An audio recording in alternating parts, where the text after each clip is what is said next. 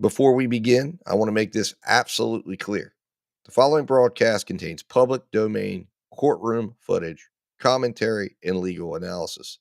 This content is presented under the fair use doctrine as defined by 17 U.S.C. 107 and is protected by multiple Supreme Court rulings, which you see below. This stream is transformative, educational, and journalistic in nature. It includes original commentary, trial breakdowns, legal interpretation, and critical analysis, not raw redistribution. We do not claim ownership over any public domain footage, and all use is strictly within legal bounds. If you're watching this content, you're engaging in a protected, transformative experience, grounded in law, never in speculation. And if anyone has a problem with that, take it up with Campbell, Brady, Miranda, and Irvin. Remember, guys, justice always works better when we watch. So keep watching. See you in the courtroom.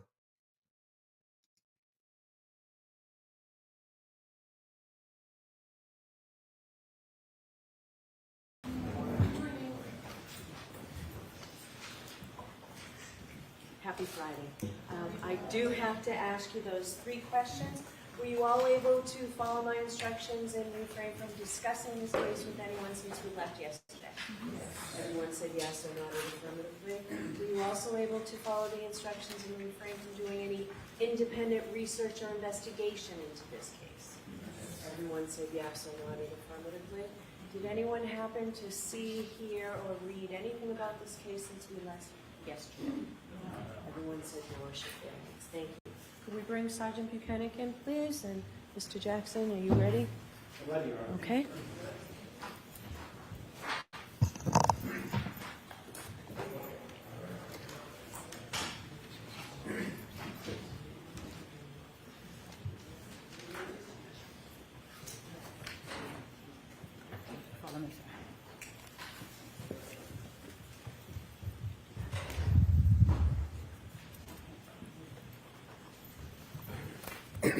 Sergeant, I'll remind you you're still on the road.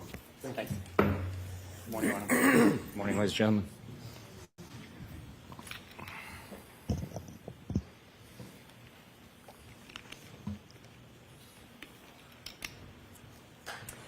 May I inquire, Your Honor? Yes. Thank you. Good morning, Sergeant. Good morning, sir. Yesterday, when we left off, we had been discussing one of the trips you made out to 34 Fairview, specifically on an occasion in which you met Chief Berkowitz. I want to ask you a couple of questions to follow up on those questions that I asked yesterday.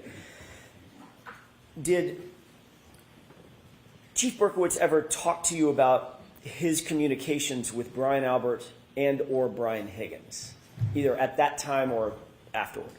Objection. Sustained. Did you learn that Chief Berkowitz had communicated one way or the other, without telling me anything that they said?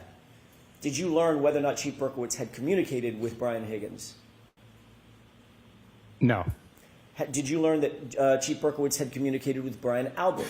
And I'm talking about in the days before you were at 34 Fairview, which was February 4th, from the 29th to February 4th. No. You returned to the scene, you indicated on direct examination, on or about February 10th, 2022, to conduct yet another search, correct? Yes.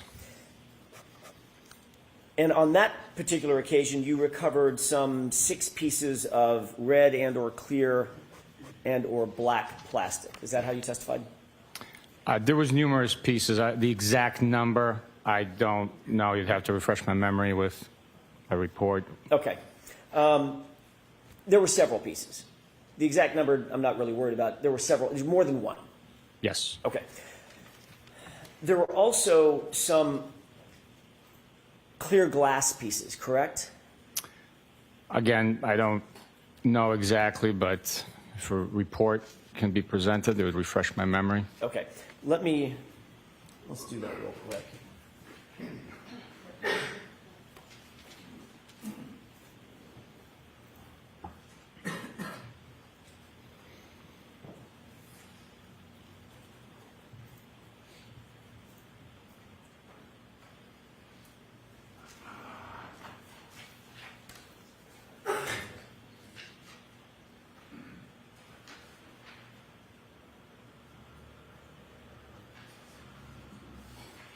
May I approach Your Honor? Yes.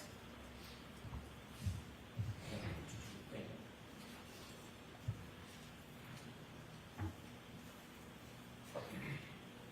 So you can actually let me give you the front page of that. That's one. Just familiarize yourself with it. Thank you. Let me know when you familiarize yourself with that report.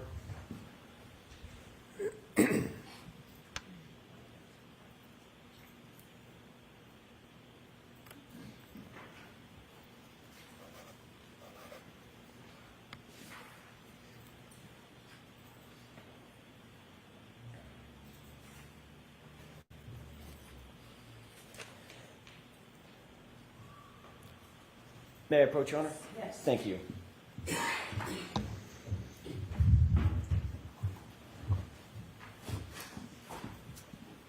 Sergeant, did you have an opportunity to take a look at this report? I did. Did that refresh your recollection as to the items generally that you recovered on February 10th? Yes, it did. Did you recover approximately 6 pieces of red, black, and clear plastic and 14 pieces of glass and plastic fragments? Yes, I did. Okay. You would obviously consider that to be an incredibly important part of the investigation, recovering physical items at the scene of the incident, correct? Every piece of evidence is important. Can you describe for the jurors exactly where each of the, let's take them one at a time, where each of the 6 pieces of plastic fragments were found? All items recovered that day were found in the general vicinity where the other items were also located. The area had been excavated. I've been to that location several times, and it was all located in the general vicinity where it was initially excavated, but also where I was told Mr. John O'Keefe was found on the morning of January 29th, 2022. So, other than saying in the general vicinity, did you seek to actually document where each item was found? In other words, by cross coordinates or some other such manner? The exact location where each item was recovered from was not documented with a picture or GPS location. It was still within the general vicinity of that 40 to 50 square feet or so, by my approximation, near the flagpole, between the street, the flagpole, and the fire hydrant. It was all the same general vicinity. So 40 to 50 square feet would be a 10-foot by 5-foot square, correct? Generally speaking, 50, yeah, Okay, 5 by 10, general area. If I may, Your Honor, if I may approach this a little bit, would you agree with me? I'm not going to pull out a measuring tape. Would you agree I'm about 10 feet from you right now? I would agree with you, yes. Okay. And from the jury bar, probably about 5 feet from there? Yes. So we're talking about a relatively broad area for small pieces of physical evidence to be found. You would agree with that? I would, again, estimate it was the general area, maybe 10 feet in one direction, 10 feet in another, and 5 feet out, maybe 3 feet out. They were the general area where it was initially excavated and then expanded with the snow melting, and all the pieces were within that general area. But you were working on an assumption at that point, on an assumption that there was some sort of an impact at 34 Fairview, correct? I don't understand what you're asking. You were working on an assumption or a presumption that there was an impact of a physical item, in your view, an SUV, with a human being, correct? That was your presumption at the time. The evidence was pointing that impact took place because there was damage to the taillight. Large chunks of it was missing. And we were locating pieces that were consistent with texture, color, and size, fragments from that SUV on the lawn. So I wasn't assuming anything. The evidence was speaking to us. You weren't there, correct? I was there recovering the evidence, yes. You weren't there at the time of the incident. No, of course not. So you were utilizing assumptions and presumptions based on information that was provided to you. Yes or no? We work by learning information, collecting evidence, and getting that evidence to suggest what happened. That evidence is tested, and then it's all put together into the case. You used the word to suggest what happened, correct? Yes. Another word for a suggestion is if something is suggested to you, you then receive it and assume certain things based on that suggestion. What we do with suggestions, we corroborate them. A witness statement is, I guess you can say, a suggestion, and then we corroborate it through evidence. And of course, you make assumptions based on those suggestions, correct? Yes or no? We have theories. Another term for a theory is an assumption or a presumption, correct? I guess in some respect you can say that, Okay. but So the I'm answer not is yes. I'm not going to argue about semantics here. Well, you'll agree that words matter, right? I mean, you're testifying, so words do matter. Words do matter. That's important. So working off of your, as you put it, your theory, you theorized that there was an impact spot at 34 Fairview, correct? Based on the statement I hit him, I assumed that Mr. O'Keefe was impacted with something. Initial hours of the investigation, we had those statements, I hit him. We had the statements that, oh my God, did I hit him? So utilizing that information with the evidence at that point that we had was a broken cocktail glass. So a theory would be, why is the cocktail glass broken? Because it came into contact with the victim. So that's why my information communicated to the ME's office was a possible domestic involving a glass strike to the victim.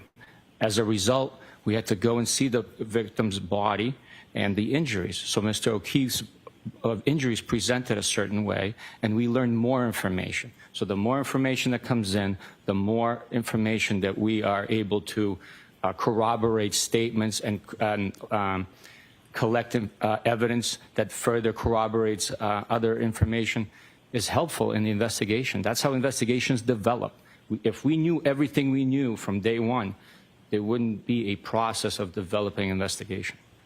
So the answer to my question, Sergeant, is you were working off of a theory, correct? Yes or no?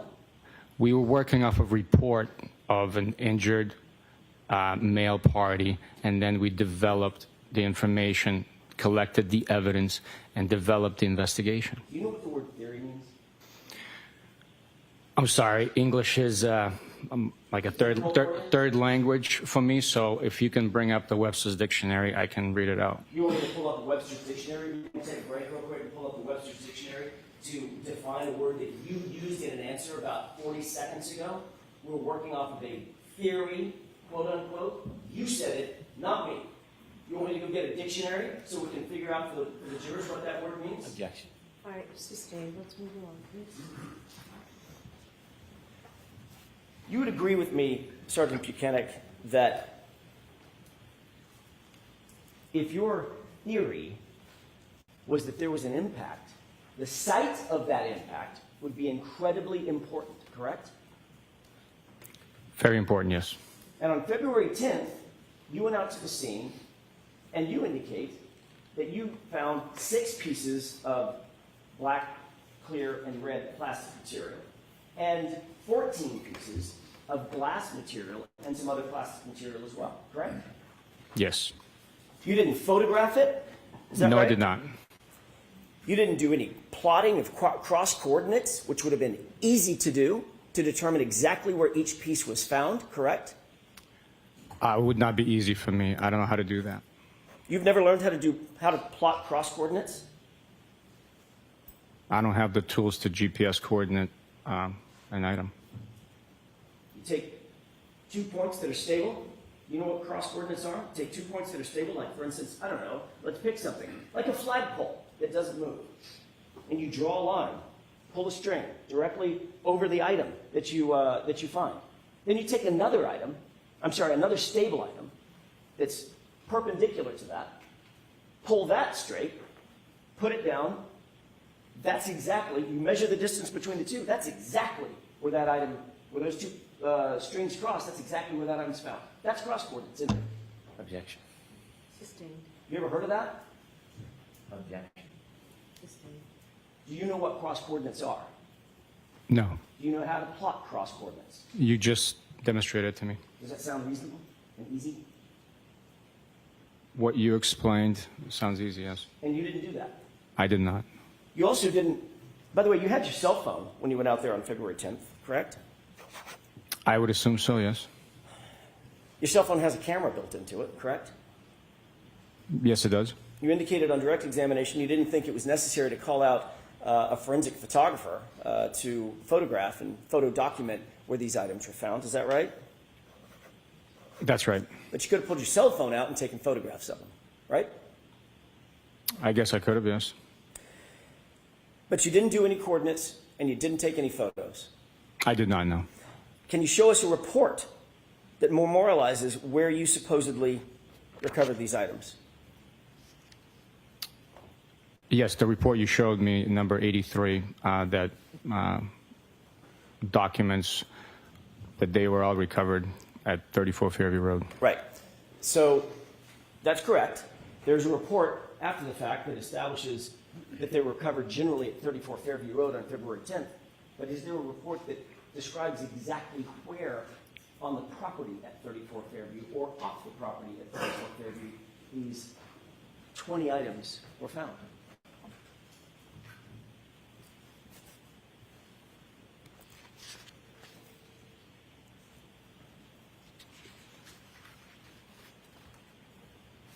That's a question. I'm waiting. Oh, I didn't realize. But Do you need me to repeat the question? Was there a question? Go ahead, please. Sure. Is there a report that documents exactly where at 34 Fairview on the property these 20-odd items were found exactly? The report documenting where they were recovered from is number 83 that you've just presented. The exact location is the same general vicinity. If it was something different, if we located these items across the street, different section of the yard, that would have been documented. What's documented in the report that you just referenced says bullet point 2/10/22, meaning February 10/22 at 9:15 a.m. Sergeant Buchanan secured 6 pieces of red, black, and clear plastic, period. That's what it says, right? Yes, same general vicinity. If there was a different location... That's what the report says, isn't it? That's all I'm asking. That's what the report says, what I just quoted.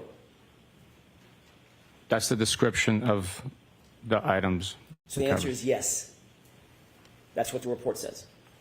That is part of the report. That is the description of the items recovered on that date. And the bullet point beneath that says February 10th, 2022 at 9:15 a.m., Sergeant Buchanan secured 14 pieces of glass and plastic fragments. Correct? That's correct. There is no further description of where those items were found, is there?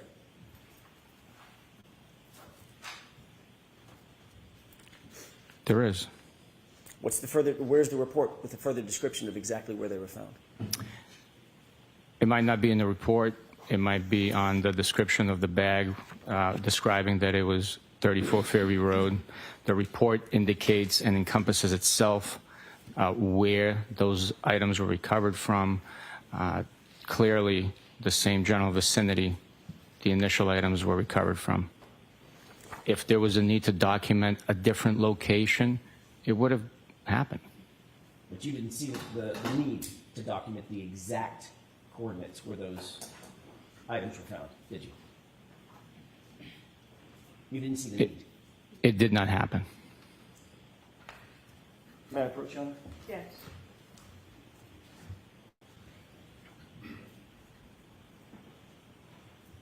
Take a look at that photograph.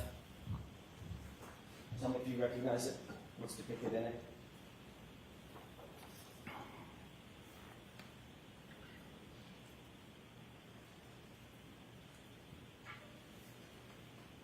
Yes, I do. What's depicted in that photograph, just generally? It's the side of evidence bag that items were secured in. It documents the case number, the date, time, who recovered it, and general description of the 6 pieces of red, black, and clear plastic recovered from 34 Fairview Road in Canton. I'd like to have that marked and moved into evidence, Your Honor. Okay. Is there any objection? No objection. Exhibit 111.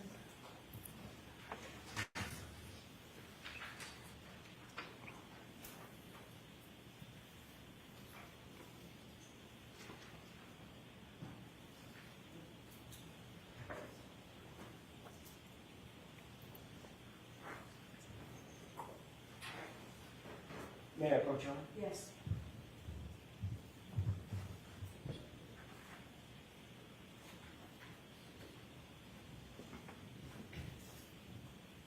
You indicated that the evidence bag would help determine where the exact location was that these items were found, correct? The general location where they were recovered from. Will you publish this, Your Honor? Okay.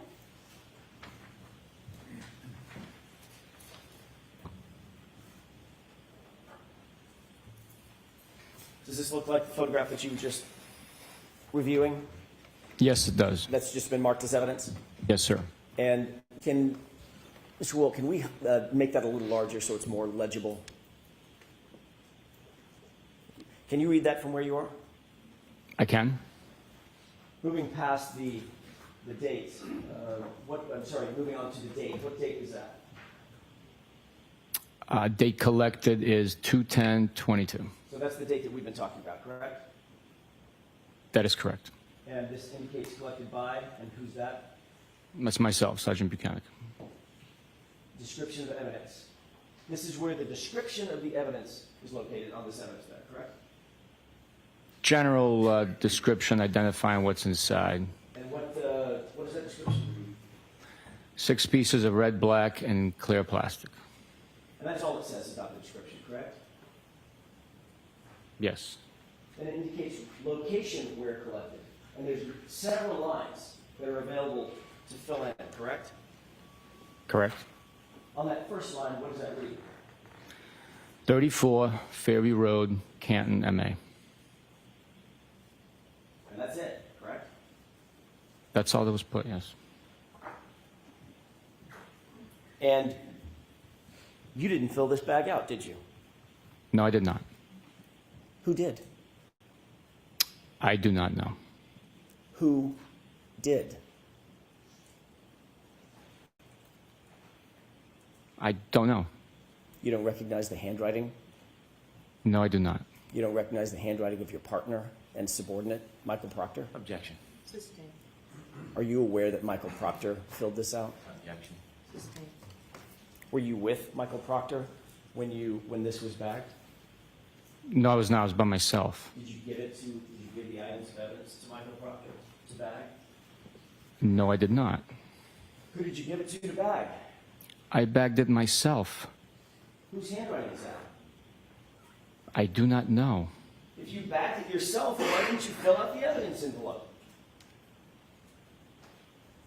I bagged it and turned it over, and I told him exactly where it was and what time, so someone else wrote the information. You just said, I bagged it and told him. Turned it over. No, sir. No, sir. What you just said was, I bagged it and turned it over to him. And you don't know who it is that you turned it over to? Who's the him? Turned it over to them. Who's them? them? Okay. Whoever wrote it.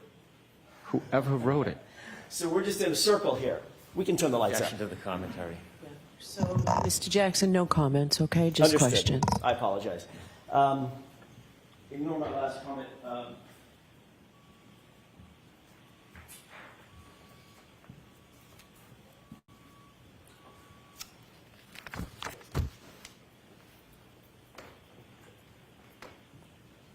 You had items of evidence that you've already described as being incredibly important, correct? Those are your words. I actually changed. I said every piece of evidence is important. Okay. Since this is part of every piece of evidence, do you think this evidence was important? Every piece of evidence is important. So was this evidence important? Yes or no? Yes. So you had the evidence and turned it over to someone whom you don't know and can't identify. Is that what we understand? It was a member of the Massachusetts State Police assigned to our office. It wasn't just a random person. I can't specifically identify who it was or who wrote on that bag.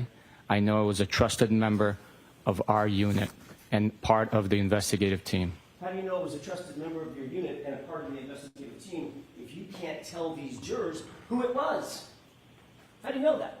Because I wouldn't have turned it over to a random stranger. Okay, so let's figure out the possibilities. Who are among those to whom you would have turned this stuff over? Who are among them?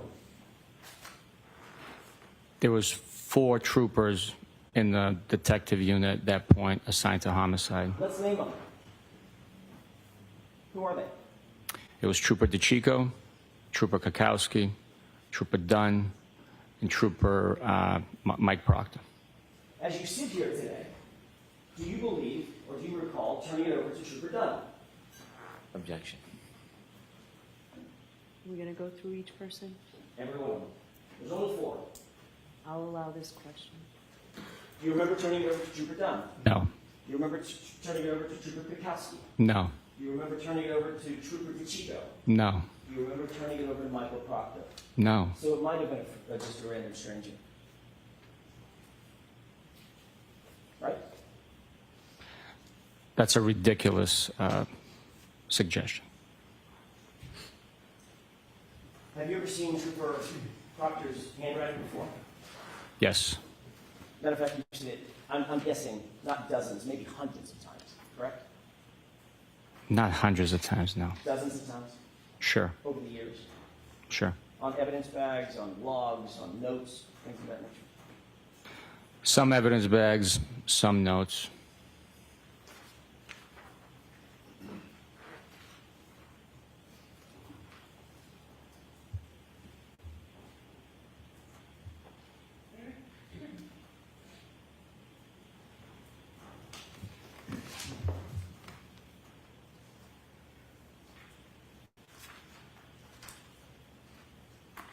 May I approach, Your Honor? Yes.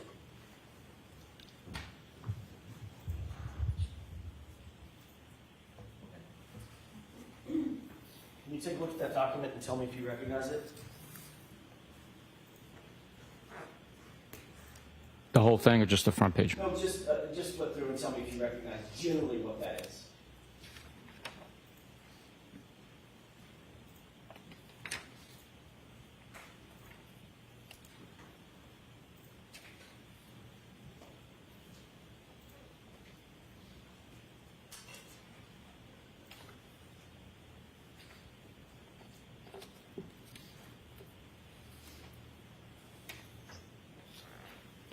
It appears to be a bunch of handwritten notes from possibly witness interviews.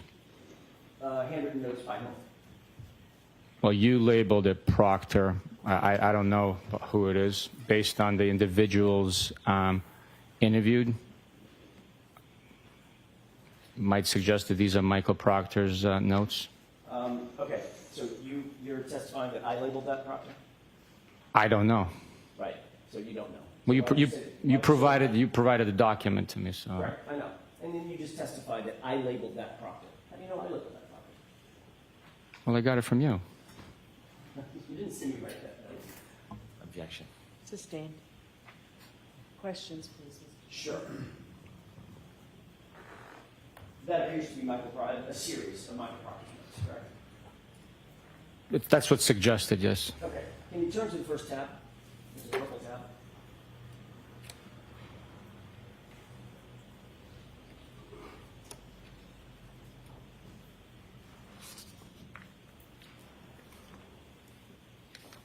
Some of these came off. It's fine. It's fine. I'm just interested in the purple tab. Do you see a series of handwritten notes that appear to be from Michael Proctor? Not worried about the content. Sure. Do you see a highlight? Yes. What's the word that's handwritten in that highlight? Objection. So why don't we come to sidebar with this document, please?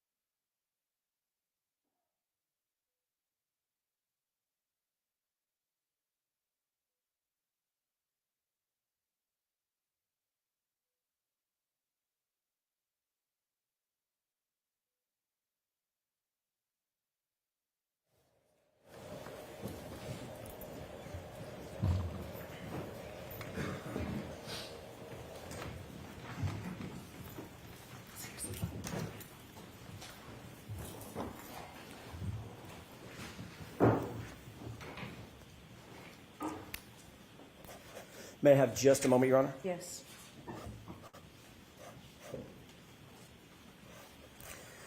In the ordinary course of business, is it normal standard operating procedure that the person who recovers items of evidence fills out the evidence bag contemporaneous to the recovery of the item?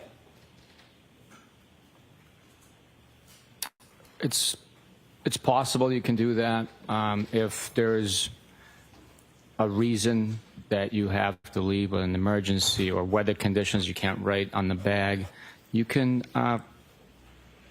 fill it out later if you have the time and you know where you recovered it from, which is like, In this instance, if it was a general vicinity where all the other fragments of evidence was collected from, it's known that it was within the general area of that section of the lawn near the flagpole between the street and the flagpole and the fire hydrant. Well, So it's the person that filled out that evidence envelope wasn't with you.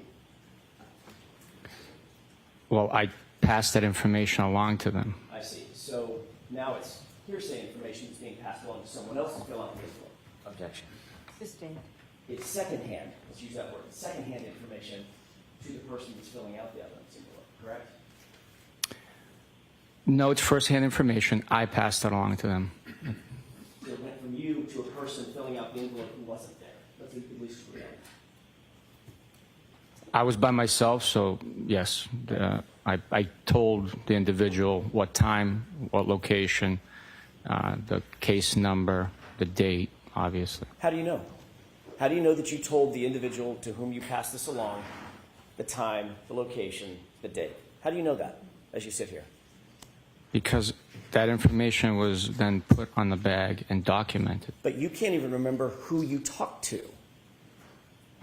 I do not remember specifically who I talked to, no. If you can't remember who you talked to, you don't remember what you said. Goes hand in hand, doesn't it? That's not true. I might not remember now, but the day that it was bagged on February 10th, 2022, I remembered. And that's why the accurate, detailed information is on the bag. A bag you didn't fill out, correct? That's correct. And information provided to someone you can't remember. Today, I can't remember, no.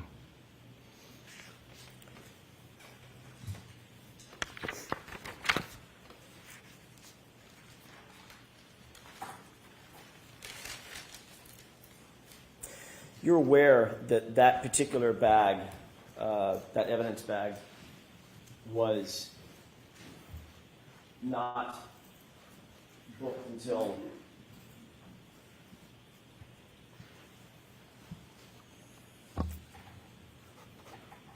March 14th, 2022, correct? I don't understand what you're saying. Those pieces of evidence were never booked into evidence until March 14th, 2022. Those particular pieces of evidence were collected on February 10th, 2022. Sergeant Buchanan, do you know the difference between collecting a piece of evidence and booking it into evidence, creating a booking label, creating an evidence log, things of that nature? Do you know the difference? I understand the difference, yes, Okay. but you claiming that it wasn't booked into something doesn't mean that it wasn't properly handled in custody and under our control. Sir, I'm not claiming anything. You're testifying. I'm asking questions. Was it booked into evidence on February 10th? If you show me a document, I can tell you what Sure. it might be suggesting. By the way, the evidence, I have the actual piece of evidence. I'm sorry, which one? The photo. Oh, I'm sorry. Yeah. I may have just a moment, Your Honor. Okay.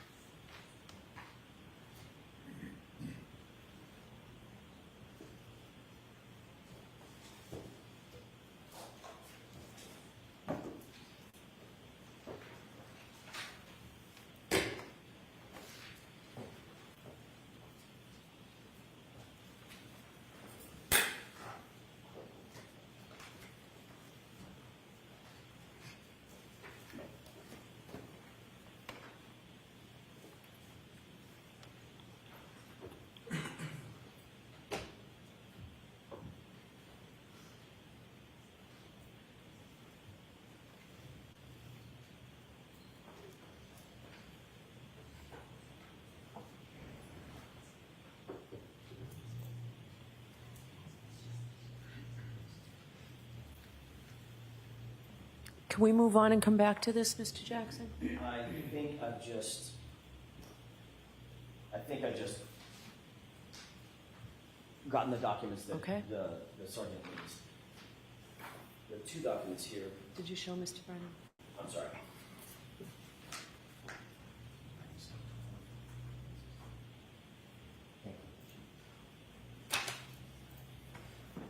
You can take a look at those two documents and tell me whether or not you recognize them.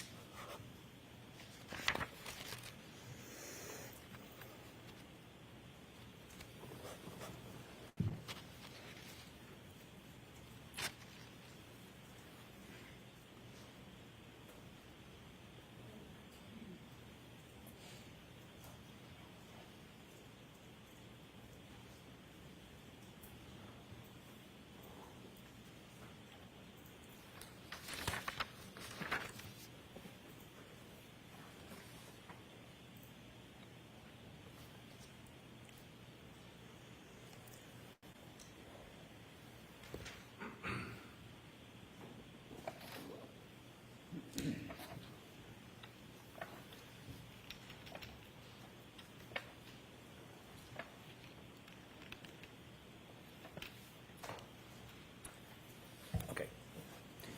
I'm going to leave those up there with you. Does one of those appear to be the log sheet for the crime lab? One is a chain of custody report for the crime lab of all the evidence that was processed, received, processed, and returned. Yes. And the other document? The other document is simply a receipt of evidence being submitted on a certain day to the lab. And both of those documents indicate that the first time the evidence was submitted to the crime lab was March 14th, 2022, correct? Objection. I'm going to allow that. I will have to take a look. It's going to be some time, please. Well, you can look at the top. Well, let me ask you, ask it in question form. If you look through the log, it's in chronological order, the chain of custody log, correct?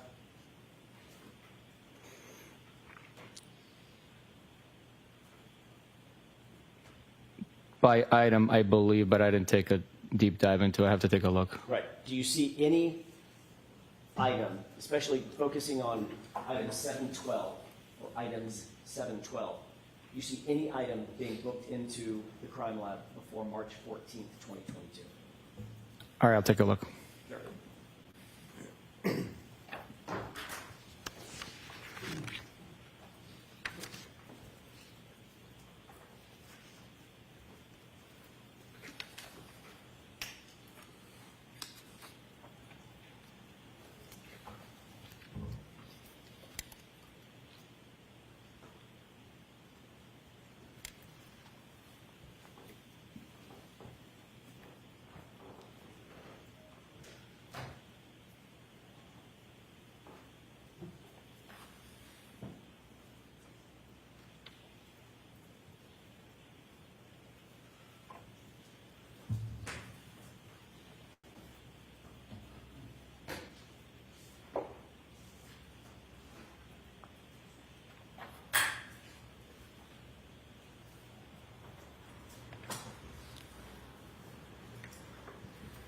Did that refresh your recollection as to when the items were booked at the crime lab?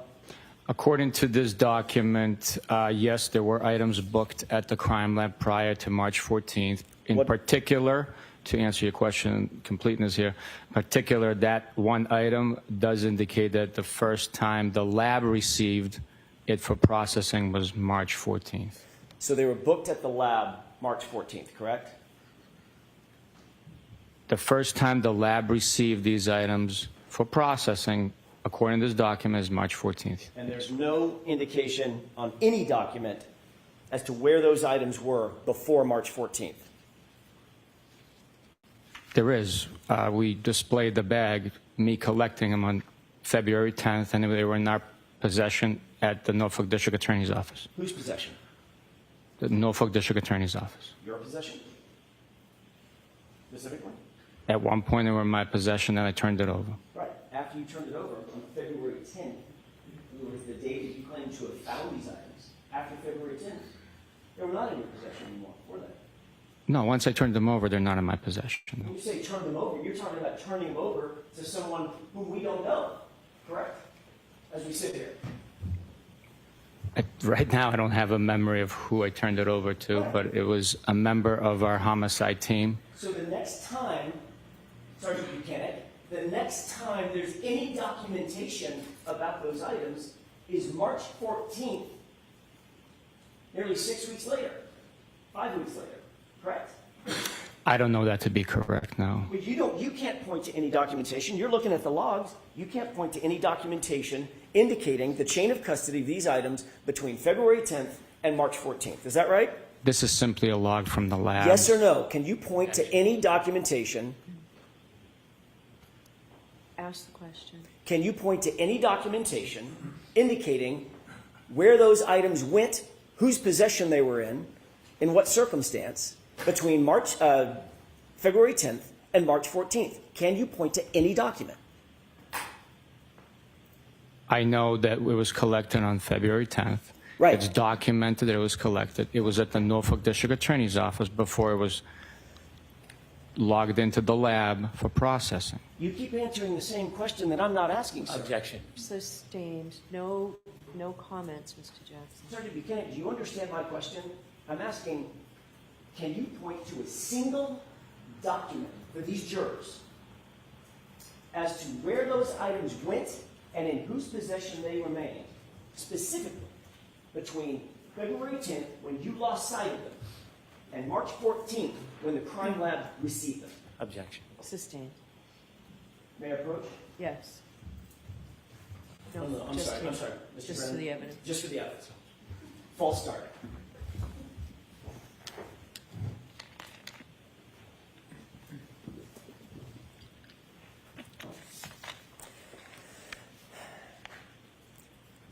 As the supervisor, you're generally aware of the evidence in this case, correct? It depends, but very generally on most cases, yes. As a matter of fact, as the supervisor, one of your duties would be to make sure that evidence is collected and processed appropriately and properly, correct? That is the standard, yes. You're also aware that all of the physical evidence that was booked eventually at the crime lab on March 14th, 2022, was done so by Michael Proctor, correct? I'm not sure exactly who delivered it or who booked it in, but if you have a document, I will reflect on it.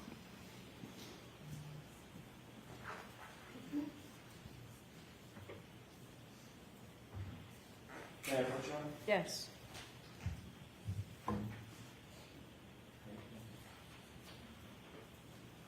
Take a look at that and tell me if that refreshes your recollection.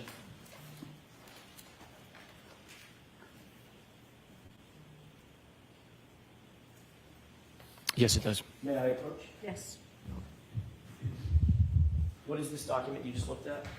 It's the receipt of evidence submission to the crime lab. And who submitted, based on that document, who submitted all of that evidence to the crime lab? Michael Proctor. You're also aware that Michael Proctor eventually submitted a total of some 46 or so pieces of taillight material that was claimed to have been recovered at 34 Fairview on since January 29th, 2022, correct?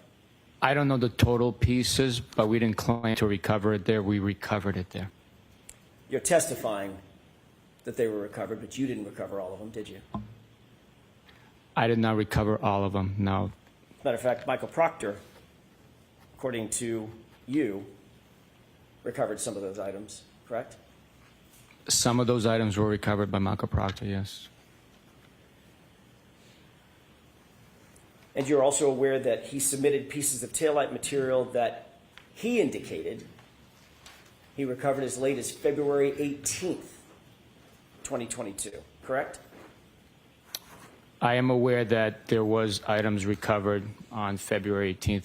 I am not sure exactly if it was him or someone else that recovered it.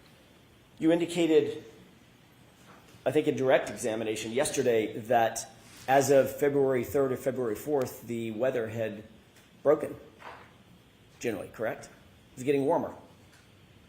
Yes, the weather was warmer. There were rainy days following the 3rd, I believe. No, the 4th. The 4th, it was raining when I picked up that piece of evidence. So, yeah, the weather had warmed up.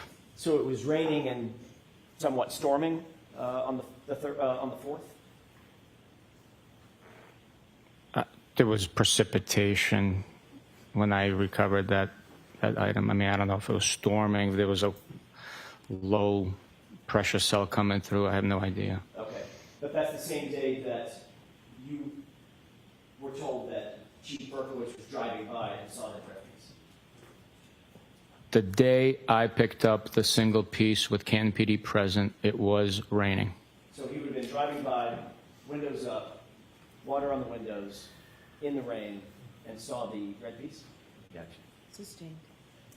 You indicated that on February 10th, when you did your final visit, made your final visit to 34 Fairview, you indicated yesterday during testimony that there was quote unquote very little snow still present, correct? That's correct.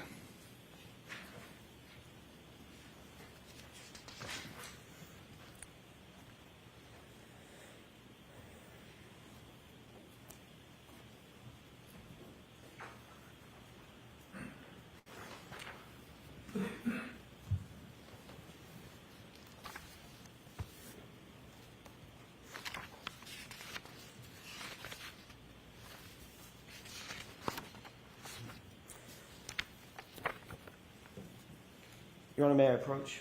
Yes.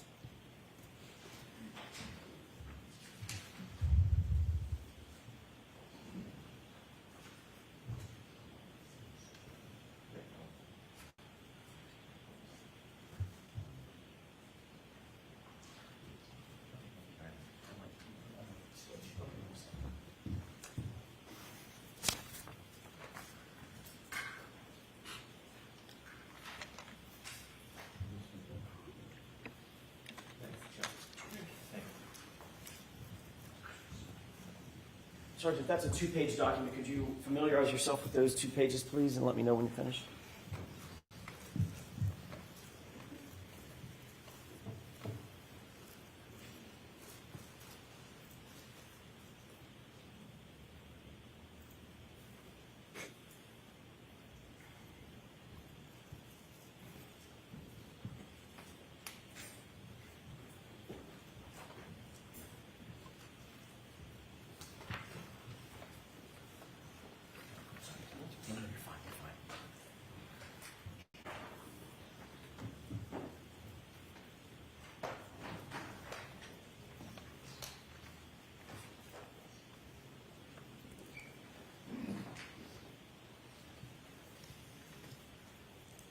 Okay.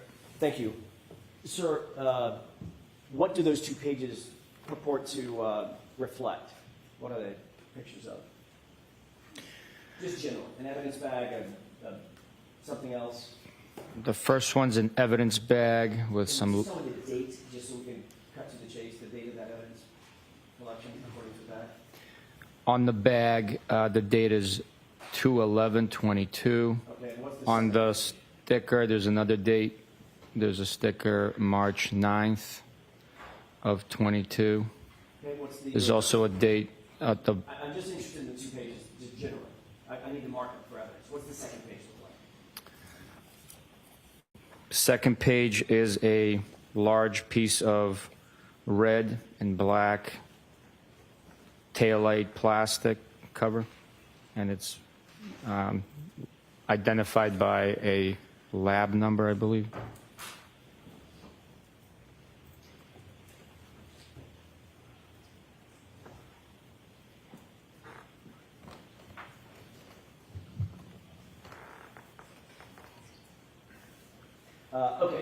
Thank you. I'm sorry about that. So there's one page is an evidence bag. The other page purports to be the item that was in the evidence bag, correct? I don't know that, no. Okay. It's just One's an evidence bag with information on it, and then there's a photograph of a piece recovered. I don't know. I'd like to have these marked and introduced as next in order A and B. Is there any objection from the Commonwealth?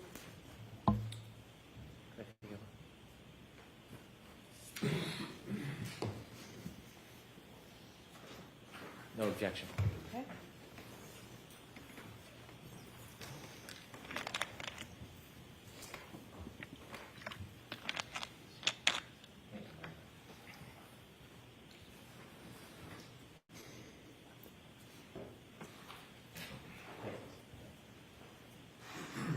Exhibits 112A and B.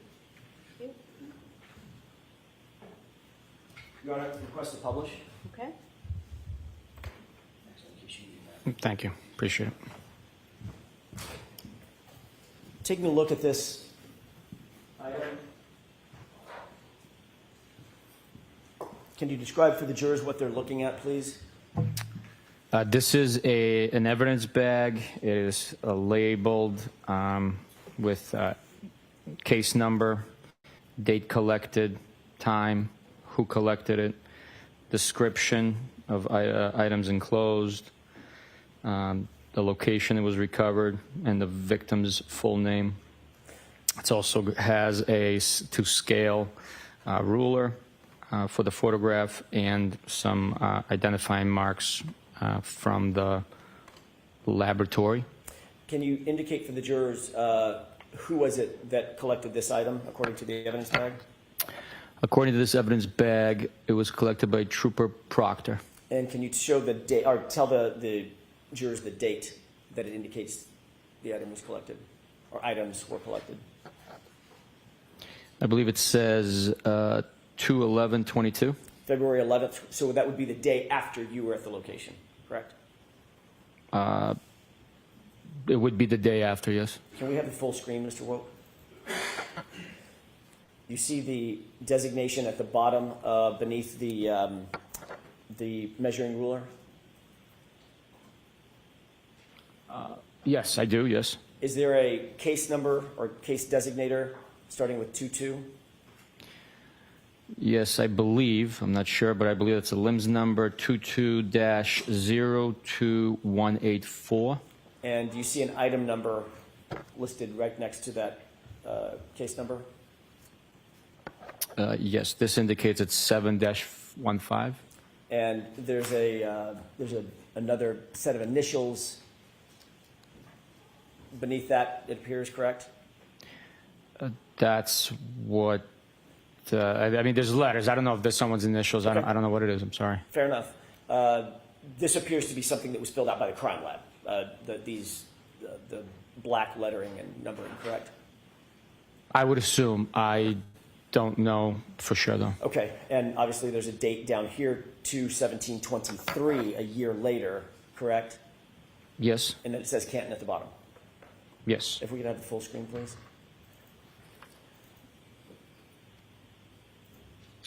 Okay, you also indicated that there was a label up at the top, correct?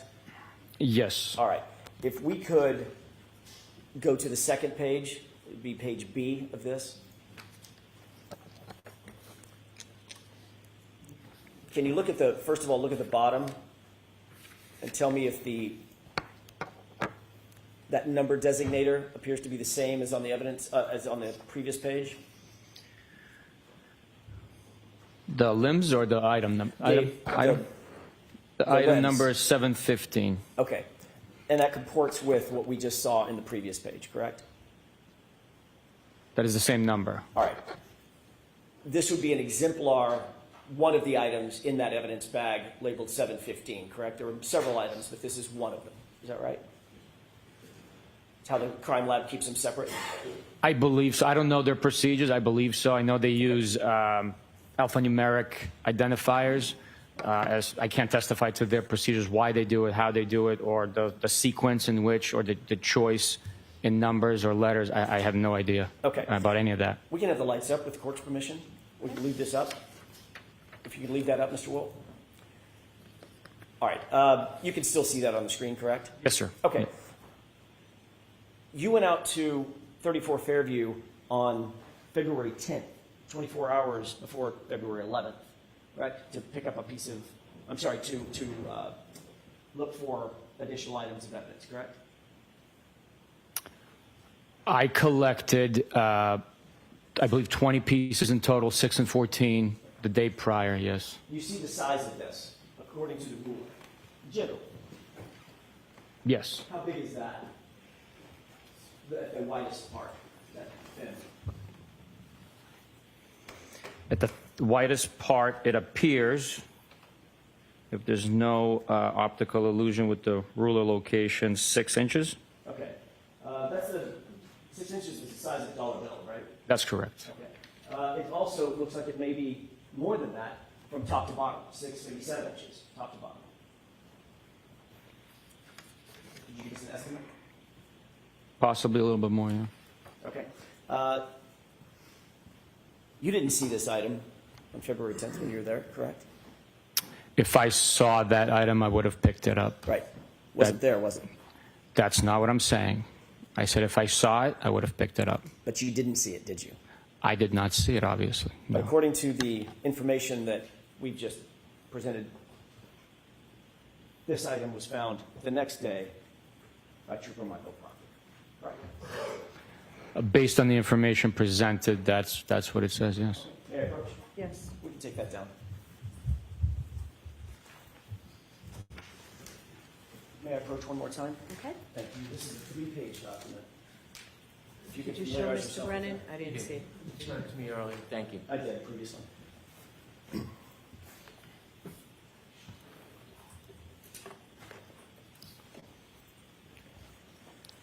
Are you familiar with that document?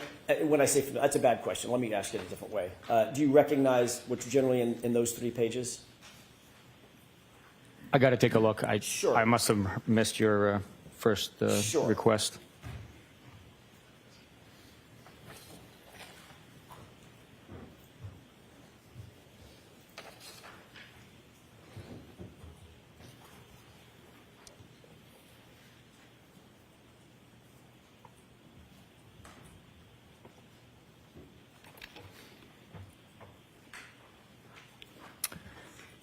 Sergeant, can you describe generally, just very generally, so I can either mark it or not mark it, do you recognize what's depicted on the first page, the second page, and the third page? The first page depicts an evidence bag from labeled date of collection 2/18/22. Second page is a red piece of plastic, and third page is also a photograph of a longer red piece of plastic with a little bit of black molding on it. Your Honor, I would ask that that be moved into evidence as A, B, and C subordinately. Is there any objection? No objection.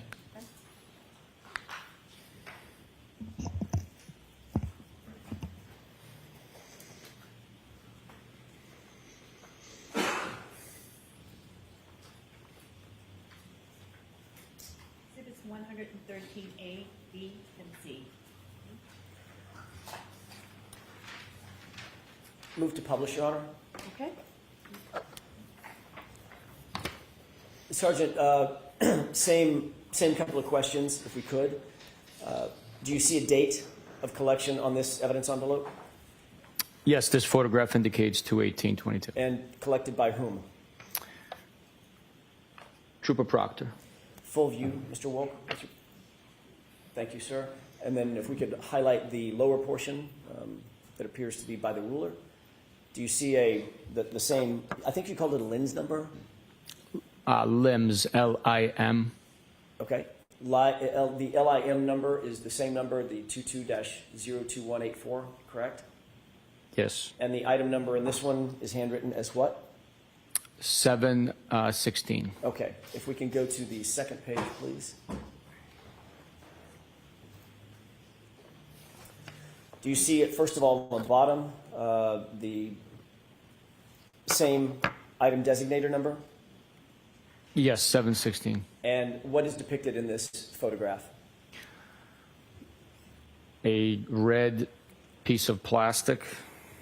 That would be a piece of plastic according to the item number that would be contained in that evidence envelope, one of the pieces at least? I would assume. Yes. Okay. Is that a similar 6-inch ruler that's being photographed with that red piece? Yes, it is. And how long at its longest point would you estimate that piece of plastic to be? It's more than 6 inches. I mean, probably 7, maybe. Okay. Maybe And maybe 7. I know this is a little bit of a challenge, but how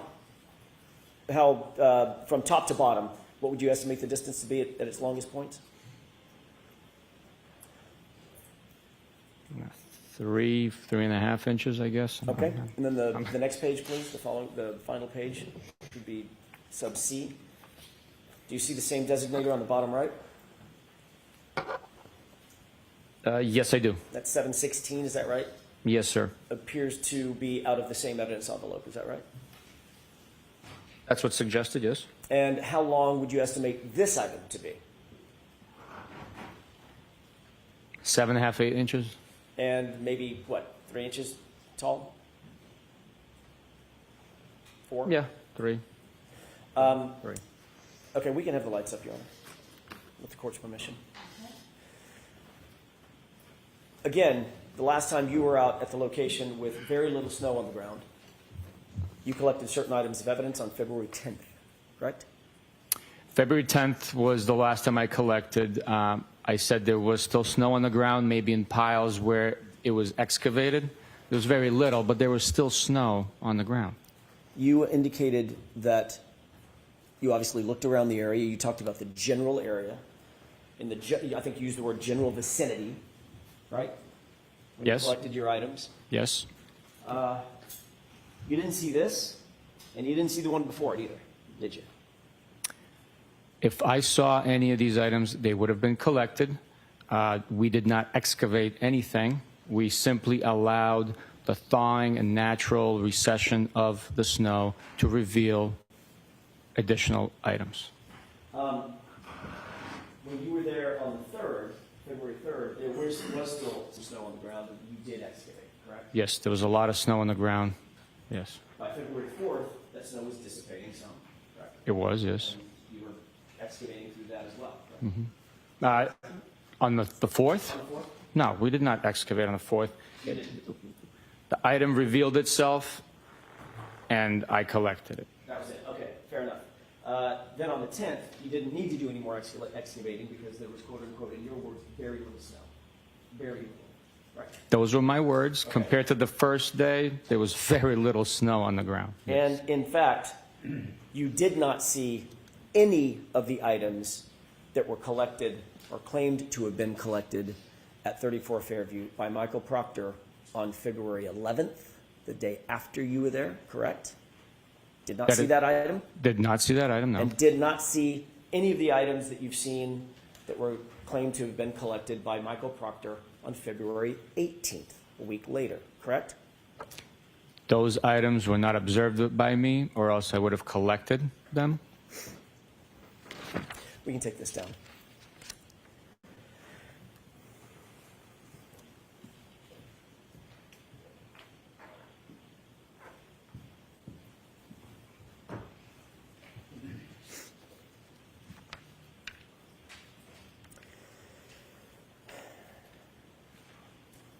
I want to change gears for a second, Sergeant, if it's okay with you, and switch to the Waterfall Bar and Grill.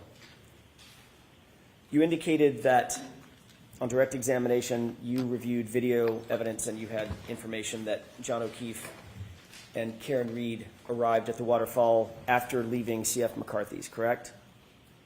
That is correct. I'd like to ask you about who your investigation revealed was there at the Waterfall when they arrived. What about Brian Higgins? Yes, the investigation revealed Brian Higgins was at the Waterfall at their arrival. And you learned that John O'Keefe and Karen Reed arrived at the Waterfall together, not separately, correct? That is correct. About what time did, according to your investigation, Mr. O'Keefe and Ms. Reed arrive at the Waterfall? I believe it was 11:03, but I could be wrong. I could be wrong. When they walked in, you've reviewed the video, correct? Yes, we played it yesterday, yes. When they walked in, Brian Higgins was already situated in the waterfall, standing or sitting at a sort of a high top bar table, correct? Brian Higgins was present. I don't know his exact location. The video would depict it. You did learn that Brian Higgins, on January 29th, January 28th, going into January 29th, 2022, had what could be generally referred to as a romantic interest in Miss Reed. Objection. Sustained. Did you receive certain text messages from Brian Higgins during the course of your investigation? I received extraction of his text messages. I did not receive any text messages. Did you actually receive an extraction from his phone, or was it simply text messages that he supplied to you on his own? It was extraction of text messages on a CD and also printed out the same document. Did you perform that extraction, or was that extraction performed at your request by Massachusetts State Police from his phone? It was not performed by me, and it was not performed at my request. Okay. So in fact, when you met with Brian Higgins, he simply provided you something that he said had been extracted from his phone. Correct? Objection. Sustained. Did he provide you something? Yes. Did Brian Higgins indicate that he had taken those off of his phone? Objection. Sustained. What was your understanding about what the items were, the pages of text messages that you received? What was your understanding about where they came from? From his device and his communications with the defendant and Mr. John O'Keefe. But you did not have a forensic extraction performed, correct? That's correct. And Brian Higgins never gave you his phone to perform a forensic extraction, correct? That's correct. So the items that you received were directly from him and him alone. Is that right? He handed me the items. I don't know who else was involved. You said him alone. He handed me the items. That's what I mean. You reviewed those text messages back and forth, correct? It's been some time, but yes, I had. And those purported to be, I think you already said, those purported to be two strings, I'm going to call them strings of texts. Some string text messages between Brian Higgins and John O'Keefe, correct? Yes. And some string text messages between Brian Higgins and Karen Reed, correct? Yes. Would you describe the text messages between Brian Higgins and Karen Reed that he presented to you as flirtatious in nature?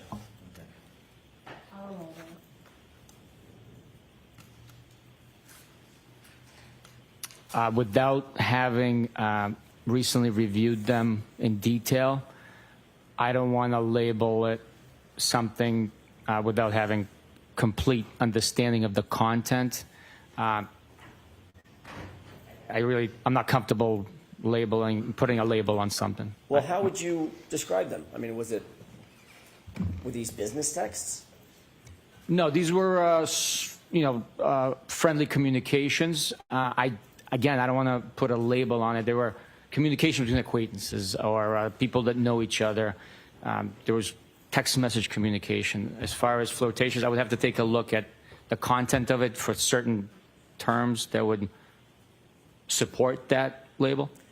Well, do you remember a text message exchange about a kiss that was shared?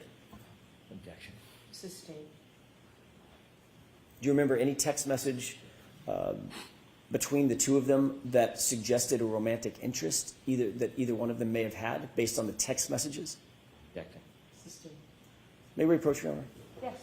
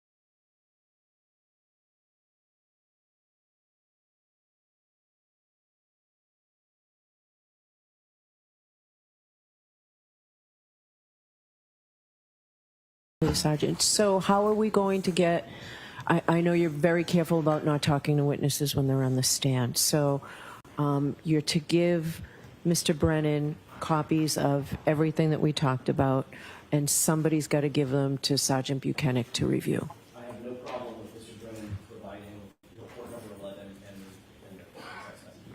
Okay. And I need copies as well. Okay. So if you can get them to Mr. McDermott so I can have them, that would be great. I'm sorry? No, that won't save time, actually, Mike.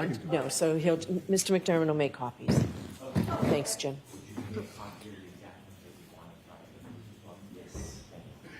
All right, so we'll see you back here in half an hour. If you need me before then, let me know.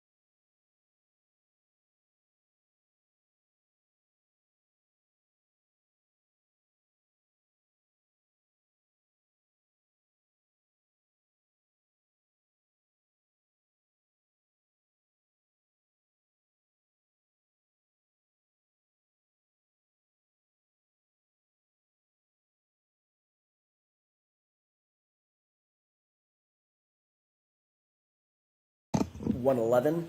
There's a document that's heavily redacted. Do you recognize, or do you see that document? I do. Do you see a word on that document? Yes, I do. Does that appear to be a redacted form of the document that is the same document or the same page or copy of that page that you saw this morning from those notes? Yes, it is. Okay. I'd like to have that marked as next in order, the redacted document with the court's permission. Okay,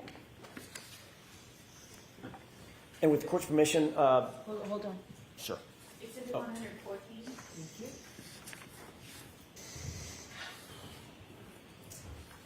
Okay, Your Honor, may I, with the court's permission, put a side-by-side of the single word that we discussed at sidebar from evidence item 111 and what's been marked as 114? is there an objection?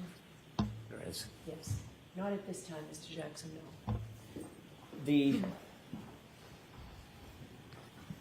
In your opinion, having seen those two words next to each other, do they appear to be the same or similar handwriting? In my opinion, they appear very similar, yes. Okay, thank you.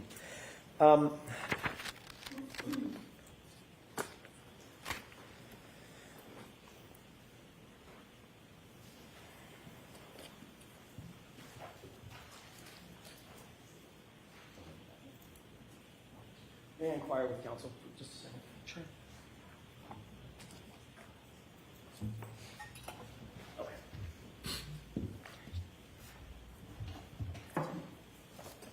Thank you. May I approach one more time, Your Honor? Yes.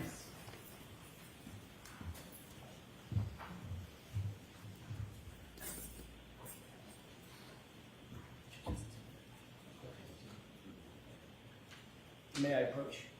Yes. Can I see it now? Of course. Okay. Thank you. Thank you. Sergeant, could you just flip through that briefly and tell me if you generally recognize what that document Absolutely. is?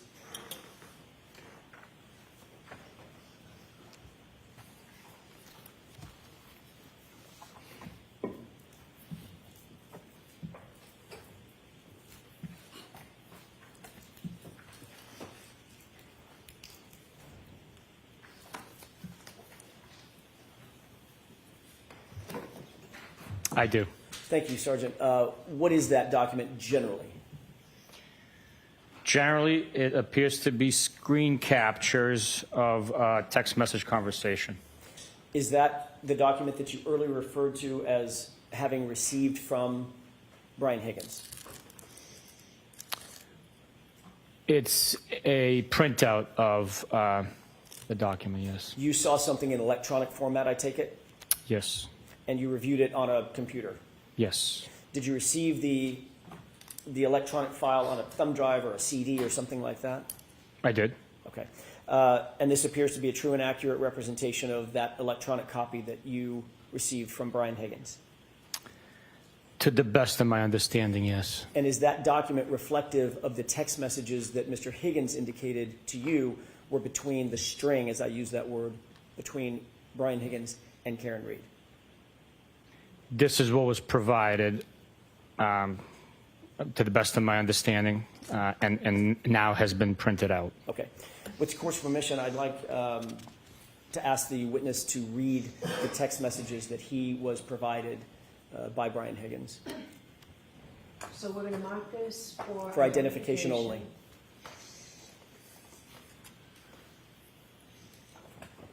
Exhibit EE for identification.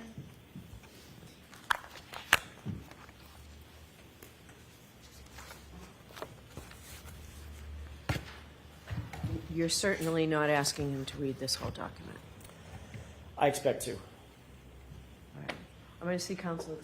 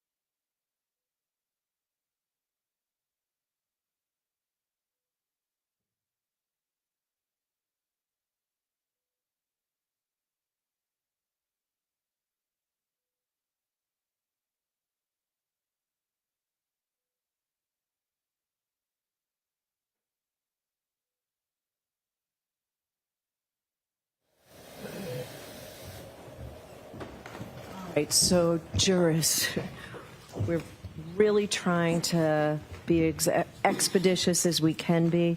So there was a big stack that of messages on that are going to be marked as the next exhibit. 115? I have two instructions for you folks. First is, as I've told you before you consider any electronic communication in your deliberations, you must first find that it is more likely true than not that the person who authored or sent or created or transmitted the communication was in fact here, the defendant, or Brian Higgins.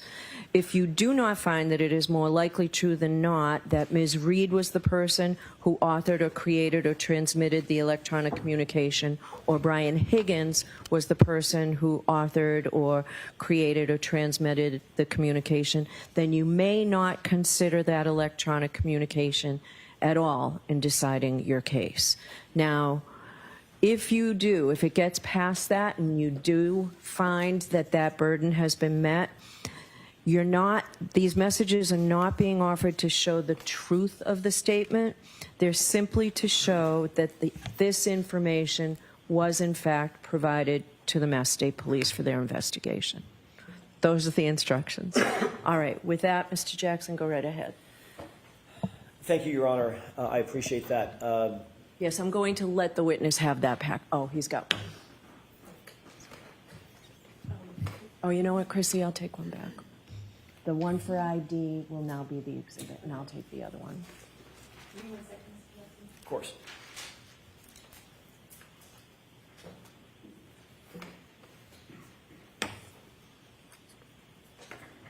Thank you. Thank you. Thank you. Sergeant Buchanan, do you have the document in front of you that's been marked as Exhibit 115? I do. If you could, starting at the beginning, do those purport to be text messages between Brian Higgins and Karen Reed? Yes, they are.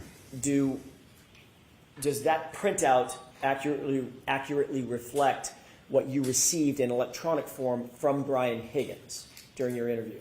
Yes. Okay.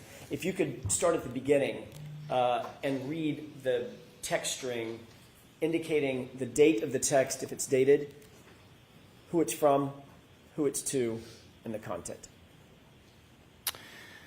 Yes, sir. The text messages begin Wednesday, January 12th at 8:27 p.m. Incoming text message to Brian Higgins' phone from Karen Reed. Hey, Brian, it's the weed whacker.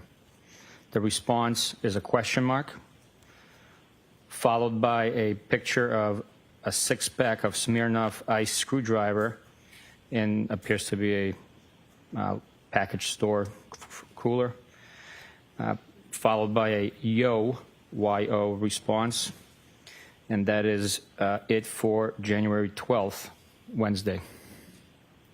Do you want me to continue, sir? Yes. May I have just a moment, Your Honor?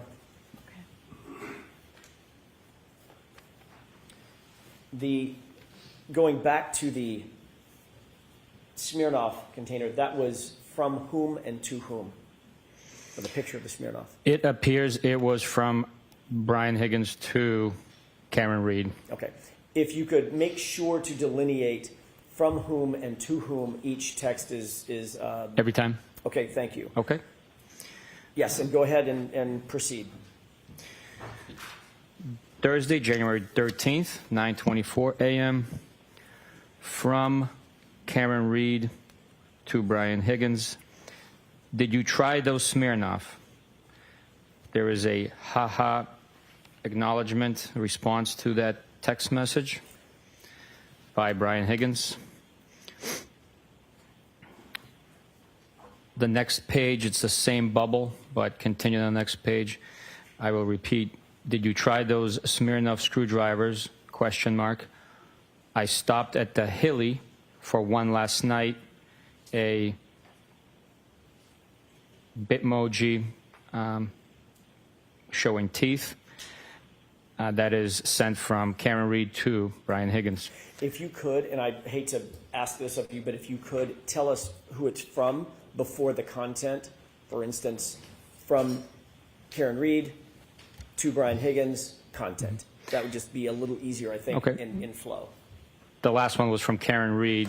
She stated, did you try those Smirnoff? And that she stopped by at the Hilly last night for one.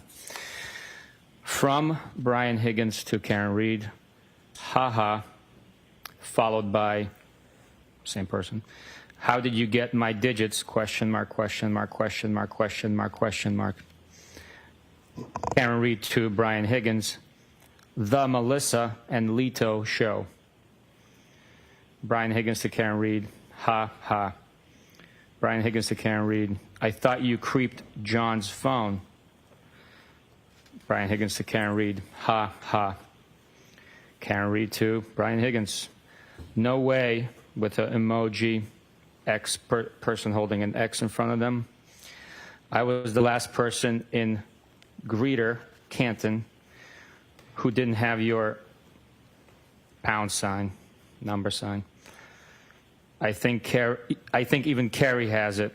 I'm going to see counsel at Sidebar for just a minute, please.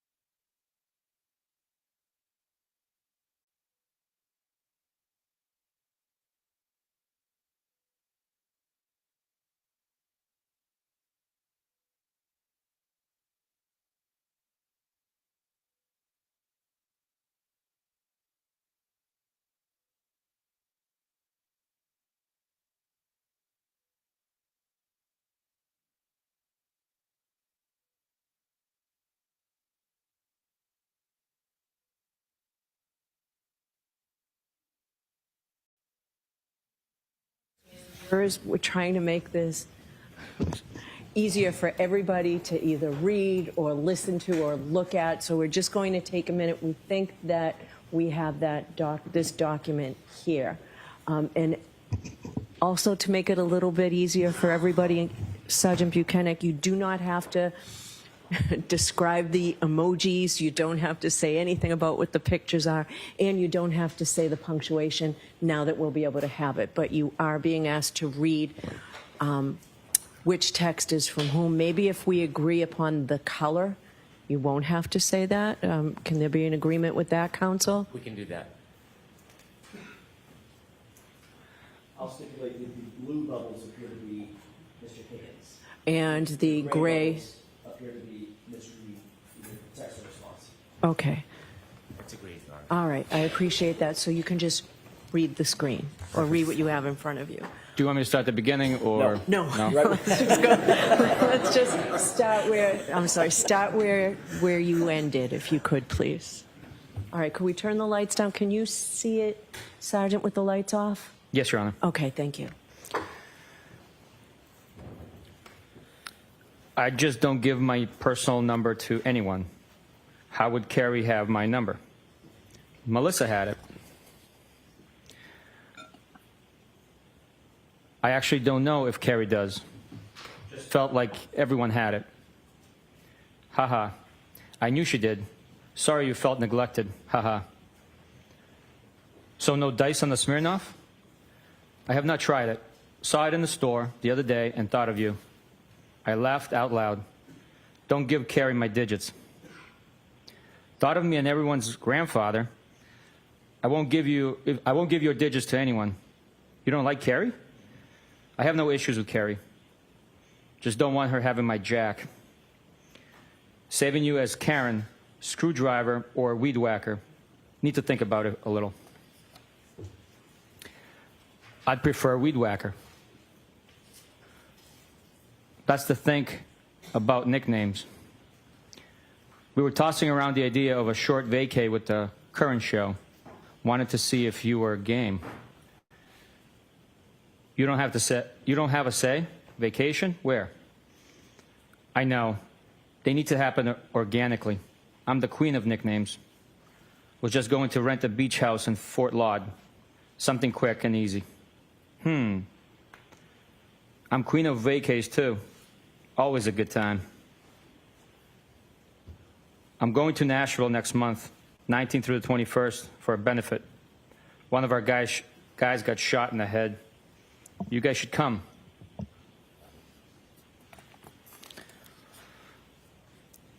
So you claim. Advertisement. Jesus, is he alive? Was he from Massachusetts? Yes, he is alive, not from MA. We were thinking late March. I guess the guy in his group is friends with Old Dominion Band. Kid Rock's supposed to be there too. I have a tough time with country. I was a Kid Rock fan back in the day. I agree. Of course you were. From Brockton. LOL. That's how I got my street cred. Funny. I didn't know you had any. LOL. Carrie said you tag along. No one would say that about me. How would I know? We all frequent the same watering hole.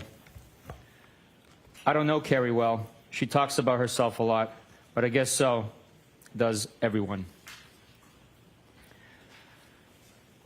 I don't ask questions, just make observations, assess, and decide. I am quiet. That's a good policy. You can read most people in a few minutes. Excuse me, mins. Yep, for sure. You go out with last night? Myself. I only had a drink and a half. Sadly, I know everyone at this point. Lame. Why is that bad? BC. That's how much I go in there. What do you do for work? I've never had a problem going to bar/restaurant solo. I go there a little. I'm a college professor. Solo is cool. I was in adjunct previously. Oh, really? Did you mention that? Anna Maria, Quincy College, and BHCC. I teach afternoons and work downtown during the day.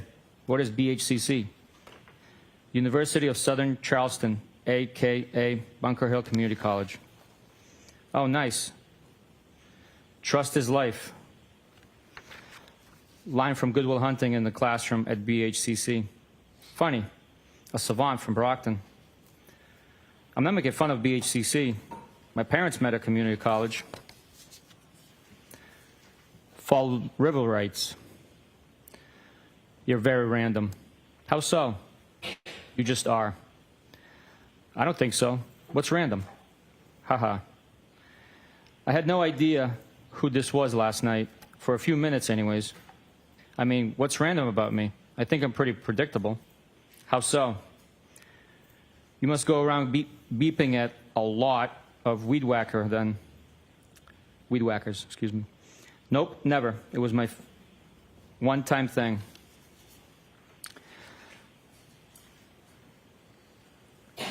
Sounds like I'm scattered and all over the place. I learned my lesson. You have your shit together. That was mortifying. I am still really sorry. Not completely, but for the most part, yes. Sure you are. One thing I don't think you was sensitive. When was I sensitive? To the weed whacking incident. I just snapped when I think guys are being creeps. Can't help it. I'm not a creep.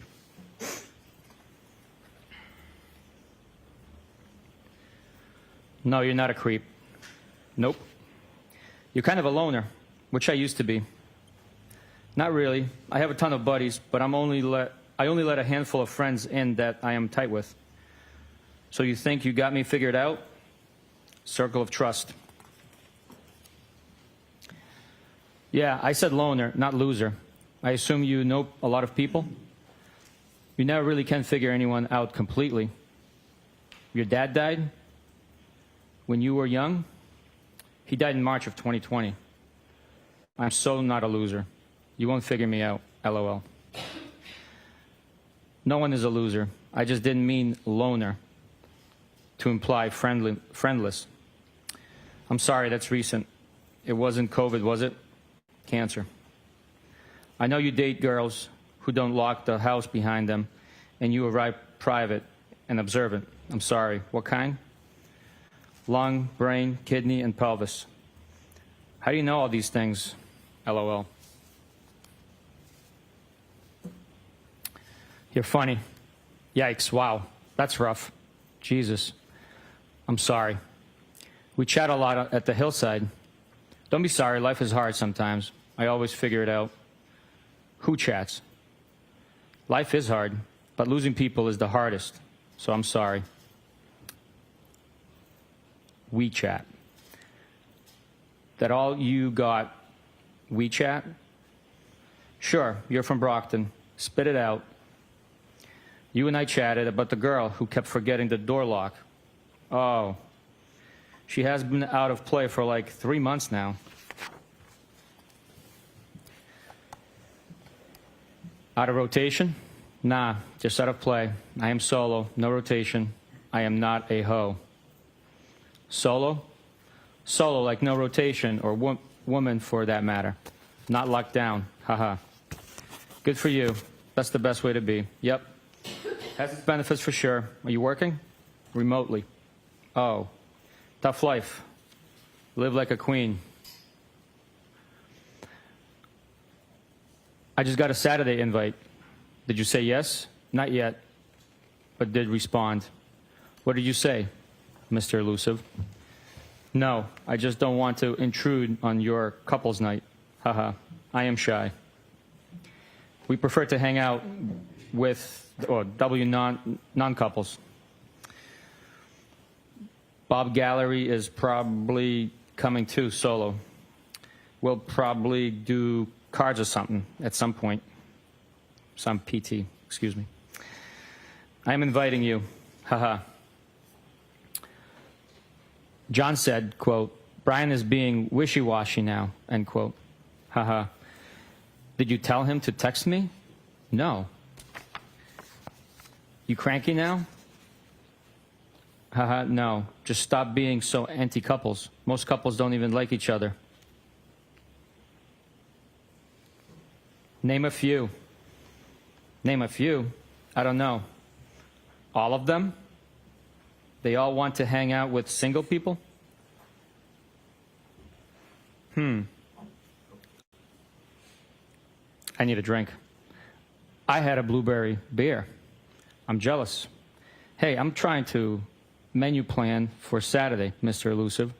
Don't count on me. Boo. Haha. I am sure you will get over it. Just got my first drink. Where? Brick House. You tied one on last night? I was just thinking about you. Haha. Yes, 4:30 a.m. came early this morning. Eek, that's early. You out late with the Commodores? Solo? Yeah, but you're always lining up your after party. Nope, not me. Selective. I am not a hoe. Hey, no judgment. Haha, you make me laugh. I know, I'm funny. Haha. What's on your mind? Nada. Just about to start cooking. Okay. What's on yours? I'm going to a Hillside Regulars 60th tomorrow. This could be a new low for me. Who? Detective, if I could interrupt 1 second. When there is a date that's delineated, could you just state the date out loud so the jurors follow the date progression? Next, Starting with the next one. I'm saying the next text message date or Yes, sir. date within? Where the Yes, above or absolutely. below the bubbles. Yep. So this screen here is Friday, January 13th at 3:33 p.m. Thank you. I believe I stopped before Bob Clinton. Everybody can't stand him. I detest him. His breath smells like ass. OMG, always. His daughter and I have mutual friends. I actually don't mind him when he's socially distant. I think he's friendly. Why detest? Yeesh. Talks like an ass clown. Maybe I am being too hard. He just says crazy shit. Doesn't know his audience. Geez. Is he different from anyone else in there? Haha. His wife and daughter are cooler than he is. I like his wife. Never met the daughter. A nurse? Yes. Her fiancé is a firefighter. By coincidence with people I grew up with. Crazy. Sunday, January 16th, 12:59 a.m. You're nuts.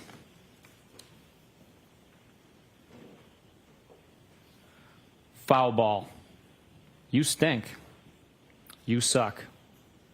And you're double. Trouble. You're hot. Are you serious or messing with me? No, I'm serious. Feeling is mutual. Is that bad? How long have you thought that? Are you okay driving? You don't want to stay here? I am fine. I have an office at the PD. You didn't answer the question. Rather you stay here? I wish. I think you're messing with me. Why do you think that? Because this is so out of left field. Where did these feelings come from? I just think you're like me. Meaning, do you have your own kids? I have no kids. How am I like you? Hello? Aren't we alike? I think so. So, why did you get my number and reach out to me? Shoot straight with me. I told you, I just think we're alike, right? Yes, agree. Now what? I don't know. Shouldn't you know? Do you like me? Yes, from jump. When was jump? First time I saw you. When was that? Hillside for sure.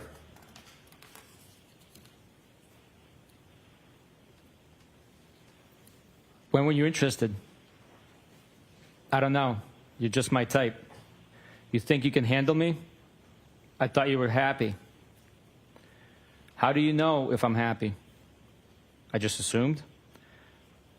Are you to handle? What do you like about me? I just feel like you're from my neighborhood.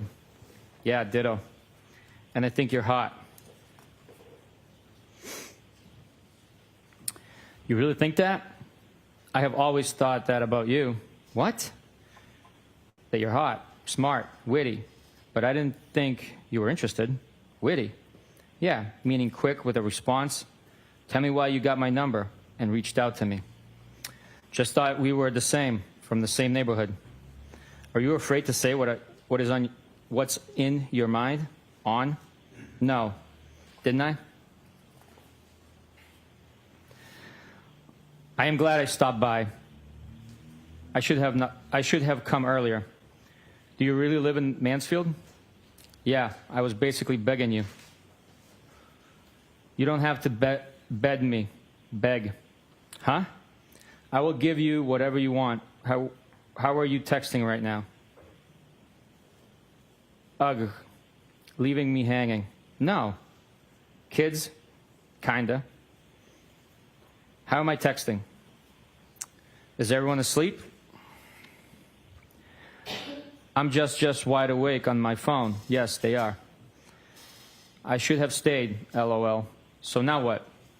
Yes, you should have. That would have been distracting. So no what? Now. Now what? Ball's in your court. What do you want? Loaded question. What do you want? I asked you. Nope. You initiated this.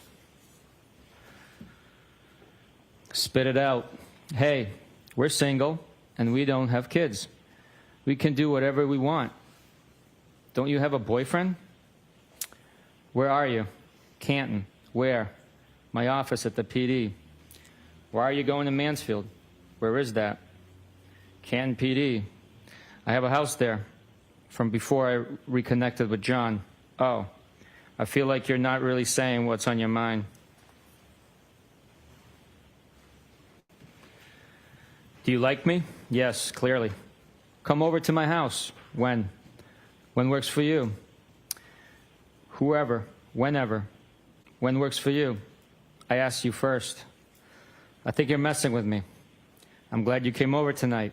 Me too. Ball's in your court. What do you want, Karen? You look great tonight. I don't know. What do you want? You always do. Yeesh, really? Why? I look great? You're full of it. I think you're hot. Always have thought that. Just have not revealed my thoughts. I'm hot for the hillside. Low comps. Knock it off. You're hot, period. Are you glad you walked me out? Yes. Are you? Def.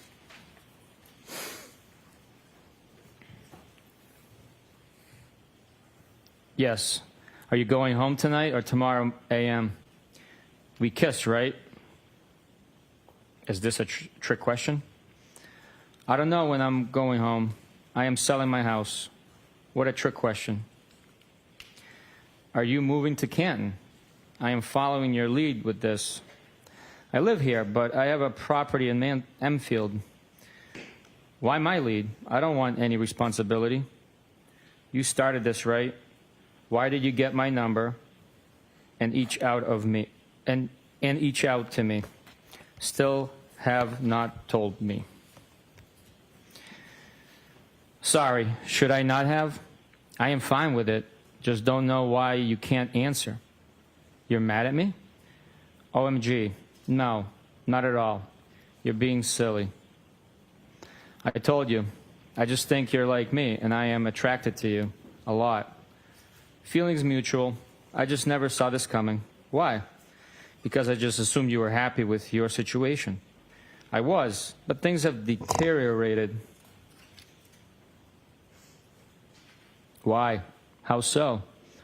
What did Melissa say when you asked for my number?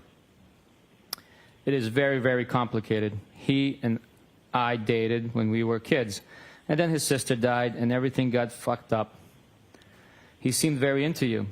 I just told Melissa that I had your number, but lost it. That's cute. She wasn't suspicious? No, she's great. Does she know you like me? She's a sweetie. We just agreed that you're great.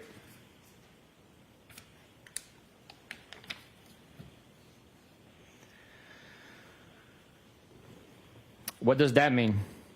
I was jealous that she had your number. Look, like you're either all in or you're out. Why would you be jealous? I am not attracted to her at all. I have always been attracted to you. Really? Yes. Since the first time I saw you, we would have fun. Where are you? I told you, Canton PD, my office.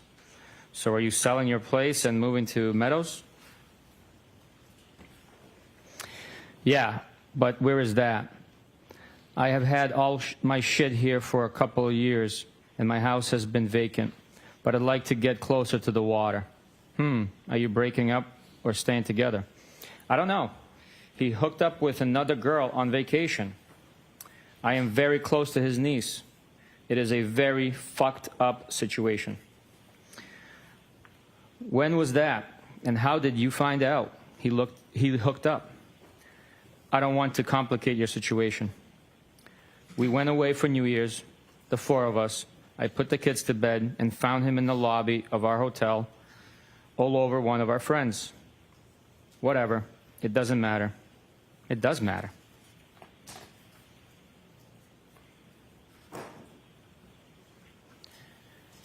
Did they bang? Does that matter? Sorry, I was just asking. I was just trying to figure shit out. It doesn't really matter. Okay, I won't ask again. I don't care. It doesn't matter. Okay, hear you loud and clear, Karen. Oh, okay. Why are you getting your thing all twisted up over simple questions? Thong. I am not, am I? You're kind of getting defensive. Not at all. What is the question? Do you feel guilty texting me? No. Okay. What do you want from me? Nothing. Do you want anything from me? I would hang out. Oh, gee, thanks. OMG. What am I supposed to say? You're being tough on me. None of us is married. True. So game on? We can say whatever we want.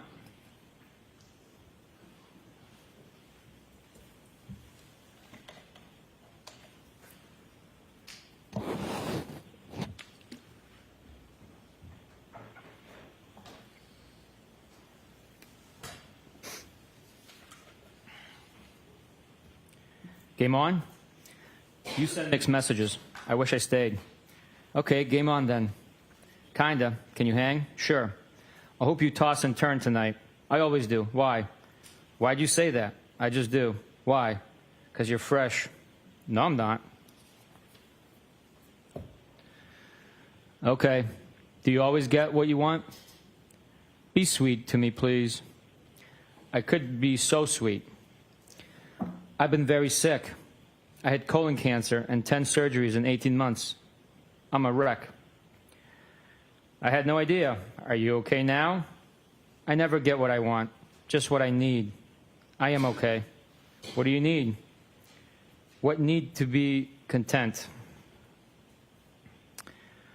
What can I do to make you happy? Haha, don't worry. I've always been very happy. You talk in riddles. Just tell me why you contacted me, huh? What's the big deal? I told you. Just think you're like me. What does that mean? Like you want to hang with me? You asked why I contacted you. Yes. Excuse me. Yeah. I did ask. We are attracted to each other, right? Reasonable question. Yes, 100%. Okay. We did kiss earlier. No? I think you initiated that. No? Yep. Do I owe you an apology? OMG. No. Why are you being sensitive? I am not. Kinda. No. Excuse me. Never. What do you want from me? What's on the table? What do you want ideally? The real deal. Sunday, January 16th, 7:37 a.m. Doesn't exist. Haha. Sunday, January 16th, 5:53 p.m. So you like Hennessy XO? Sunday, January 16th, 7:15 p.m. I am hurting so bad. Yeah, me too. The Currens went after it again at noon today. No way. This was about 2 hours before you came over.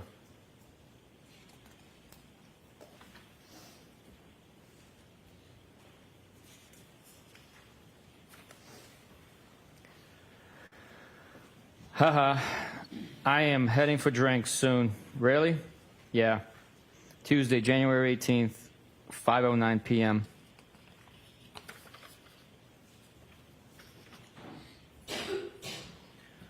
What's on tap? Haha. What does that mean? Usually means, what are you up to? Cute. I just wrapped work, unpacking some groceries. You? What's on tap? Also unpacking crap for my car. Anything good? Nothing on tap. Shame. You were ghost yesterday. I can't be the cruise director every day. Shame. Julie McCoy? Wish I was at my cave house in front of the fire sipping a drink. Wish I knew how to use my fireplace. From Love Boat. How old is your bad self? Haha, that was my guess. 42 next month. I know the Love Boat. I was more Brady Bunch. Haha, what day? 226.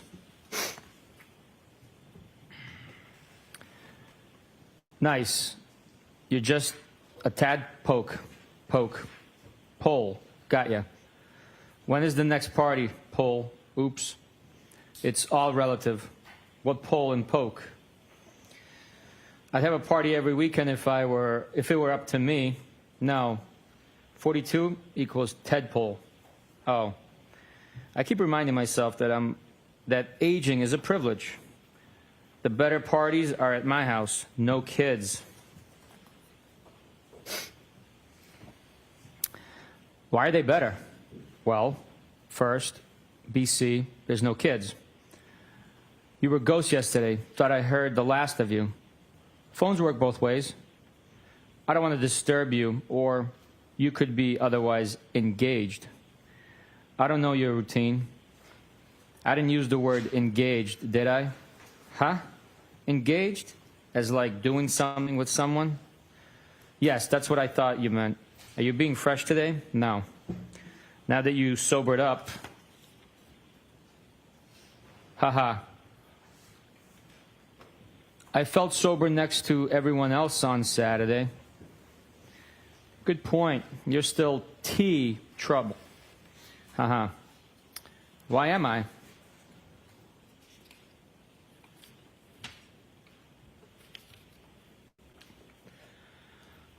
Just playing with you. What is that? Whiskey with a big ice cube. What kind of whiskey? Jameson, right? Cherry in middle. What good does that do? Are you in W Rocks? So good, yeah. Do you have a 4:30 a.m. bell tomorrow? Why do you ask? Trying to figure out how many whiskeys you're going to have? Depends. I don't restrict myself from having fun. How many Hennessy XOs you having? None. I have none at my house. Ha ha.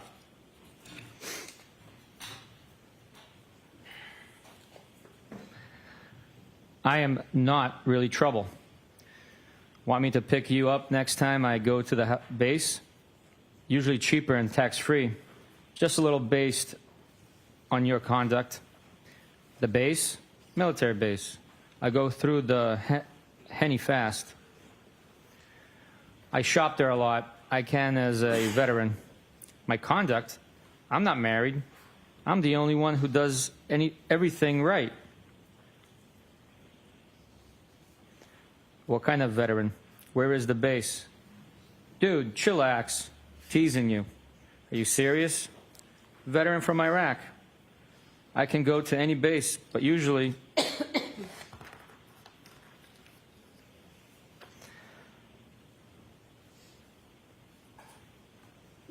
Hanscom and Bedford or down the Cape. Which base down the Cape? Which branch? Army. I'm not abnormally sensitive. Joint Base Cape Cod. I won't be so hard on you. Oh my God, you're not. You called me trouble. That makes me sound bad. I was just playing with you. You weren't, but that's okay. Stop being sensitive, please. I am not. Okay, so what's up? Did you figure out how many whiskeys? You mean tonight? Yes. Not sure. I am flexible and adaptable. Why are you so curious? Are you drinking? I haven't had a drink yet. Just want to see what you're up. looking for an influencer. My day was long. Influenced? How? Are you in Canton or Mansfield tonight?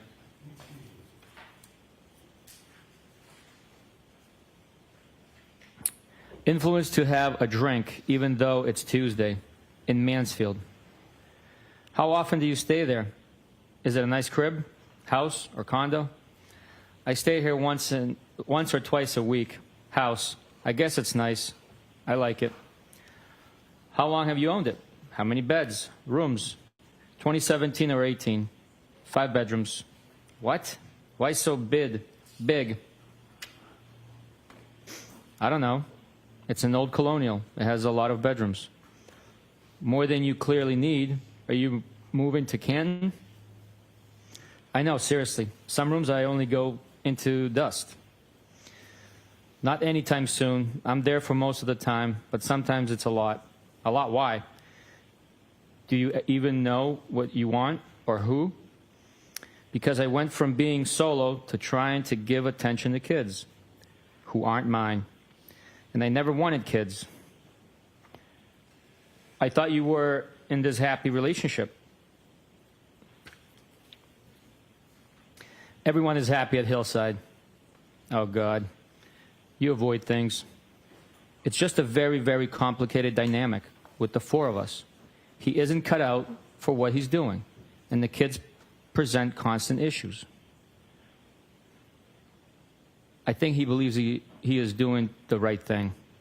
Well, of course he is, but his heart isn't in it. It's only because he was very, very close to his sister.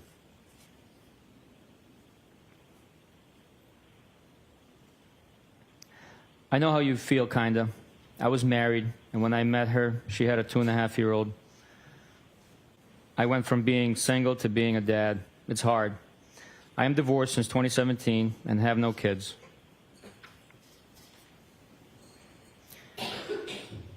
I try very hard, but they are very spoiled, and they're not my family. My parents keep telling me I'd feel different if they were mine, or my own sisters. Then I told you he got drunk and sloppy on New Year's Eve while we were away, and that has really affected me. What did he exactly do? I never got married, and now somehow I'm arguing with someone about raising kids. Why won't you tell me? He was a puddle all day and then disappeared. Then I found him all over friend's sister in the lobby of our hotel, and she's gross, which I think may actually be worse. Not sure. Oh, God. Did they bang?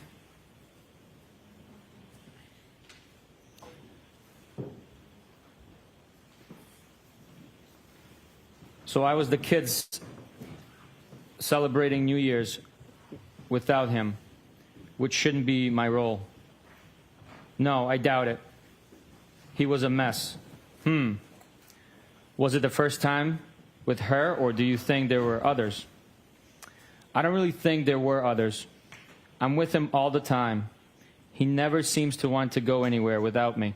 But honestly, the issues with the kids bother me more than him actually cheating. They're constant, and it feels like lose-lose. You clearly have a lot of feelings swirling inside of you. Yeah, it's very complicated. Sorry for the rant. You can vent, babe.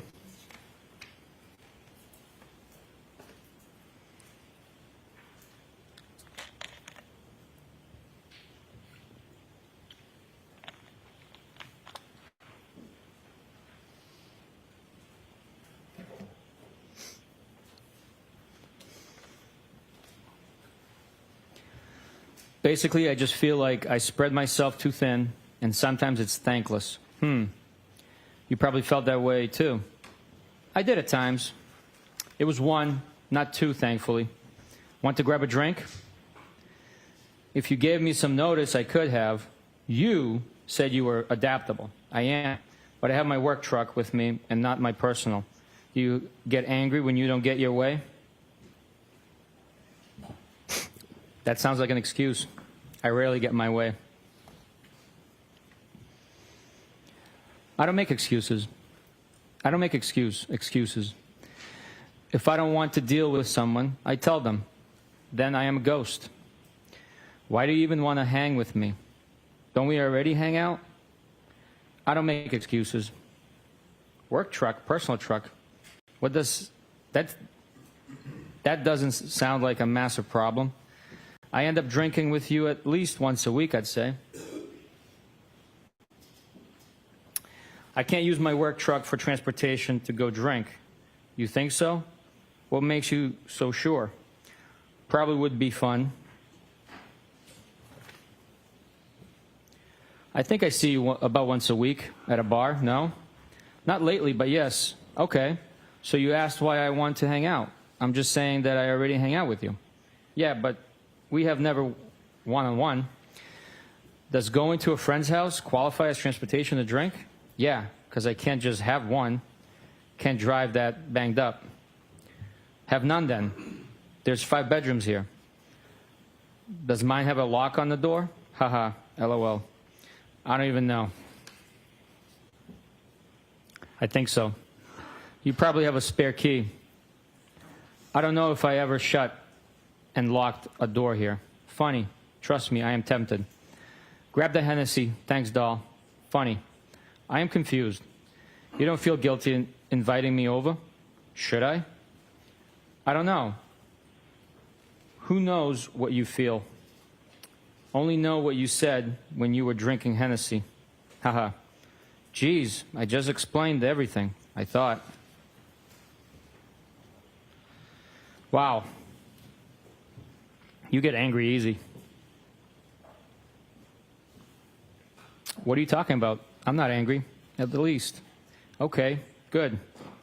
And I haven't had a single drink today. Okay.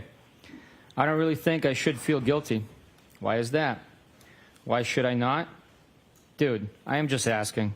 Don't get your thong all twisted up. Yeah, I just don't know what the question was. You have no impact on my thong?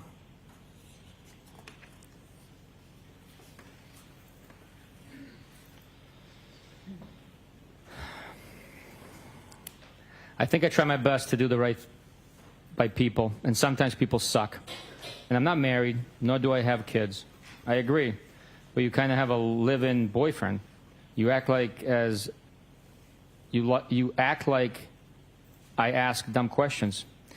Yeah, kind of. But it's been a long time, and there's ups and downs, so at some point you have to think more rationally. Do you plan on leaving him? I'm sorry. I don't think they're dumb. It's just hard back and forth on text to understand the question. When you ask what day, earlier, re my birthday, I thought for a full minute that you meant what day did I use to watch the Brady Bunch. And I had typed it a text every school day at 4 and 4:30. I meant what day was your B-day. I don't have any plans at the moment in either direction. Sometimes I go back and forth. Yeah, I figured that out. What's your interest in me? I assume people have been interested in you before. True. First, I think you're fun to talk to. I like sizing other people up. And you seem to be private, which I also like.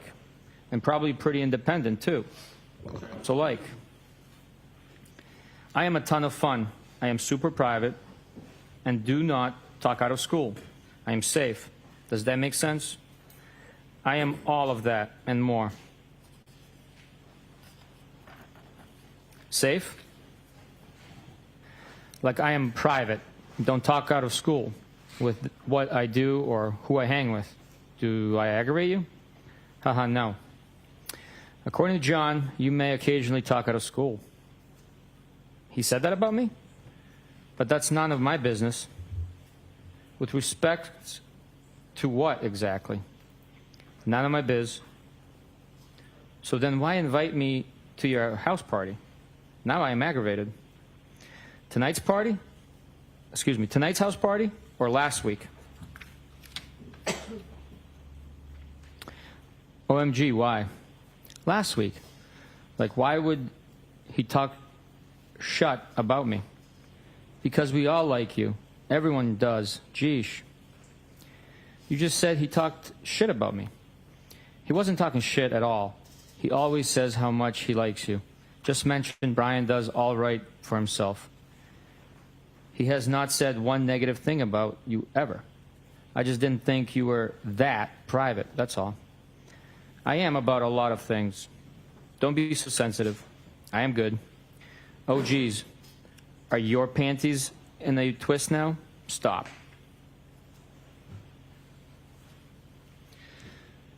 Nah, my boxers are just fine. Okay. You're not going to run your work truck through the gears tonight? I thought you were tons of fun. No, I am not. As much as I would like to. Moving on to the next call. Huh? Will you stop? You sensitive again? I can't really follow your thought process. You keep kind of insulting me a little. I am still confused why you want to hang with me.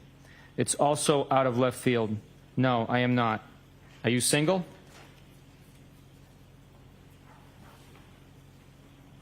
Yes. I don't think it's out of left field. Wasn't I already begging you to come over last Saturday? You getting my number from Melissa and reaching out to me.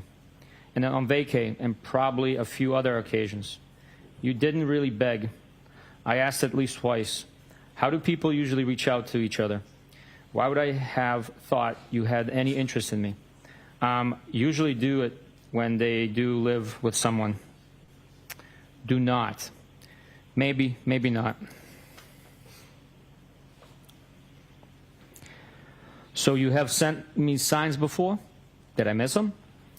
John and I have had a lot of ups and downs, and we already did this nearly 20 years ago. And there's kids involved that get attached and things get muddy. I don't know what the answer is, but I feel very strongly that I've put my best effort in with all three of them, and the extended family too.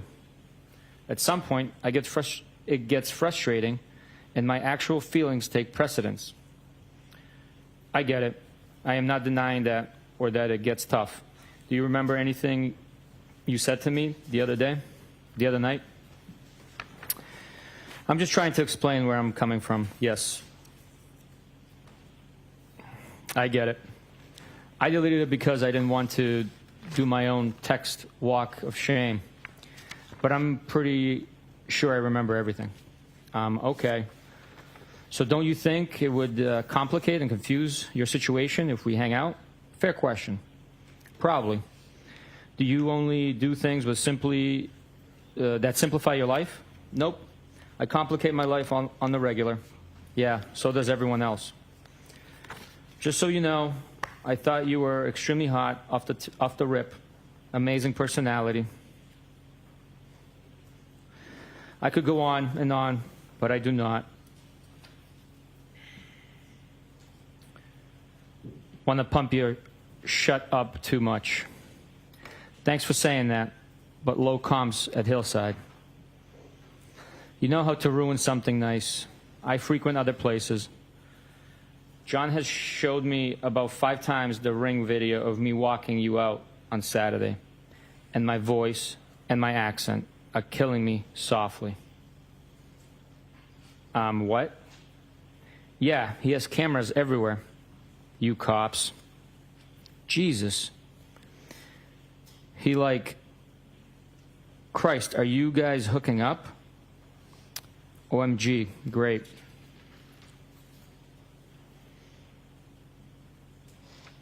I don't need your drama, dude. No, it's fine. Seriously? I am serious. You legit planted one on me. I know where the cameras are anyway, duh. Oh my God, Bruins. So your slick move isn't on there? Of course not. OMG, I almost. It was a peck anyway. I kissed Carrie and gay Jeff too. Yeah, weak, I agree.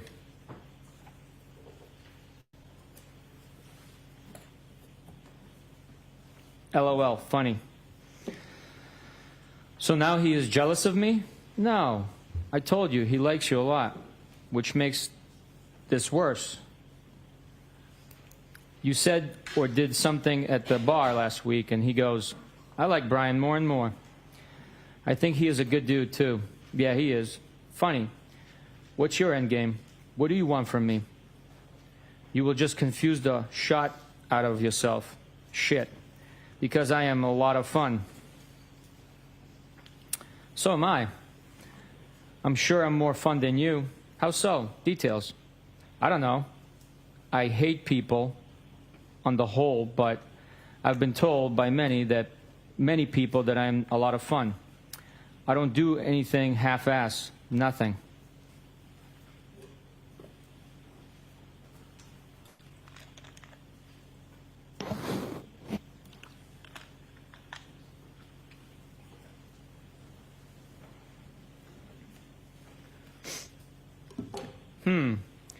So what do you want from me? I don't know. I just like you so I reached out. You have zero idea? Nope. Oh, God.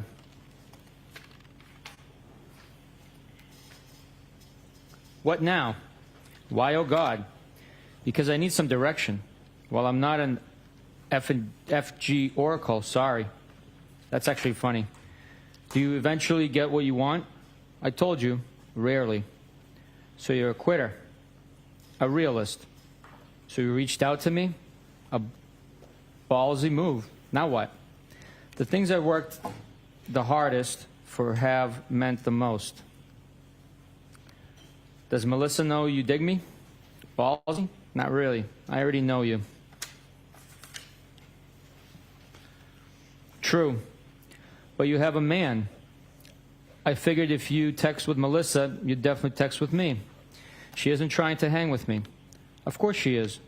Plus, I never really texted with her other than to see if they were headed out.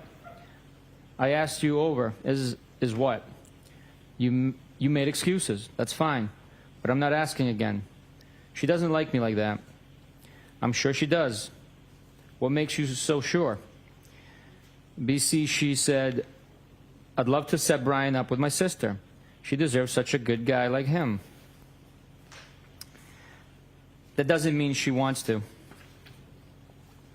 Bang me. Himself. And I think Lito is kind of a dink, so I'm sure Melissa likes you a wee bit. Herself. Yeah, he is interesting. Have you always had trouble accepting compliments? Yeesh. No. It at all. All yours came to me after a day of drinking. You were way more all over me that day. So what? Don't most compliments come that way? Like all over me with compliments and how you felt. It was 3:30 a.m.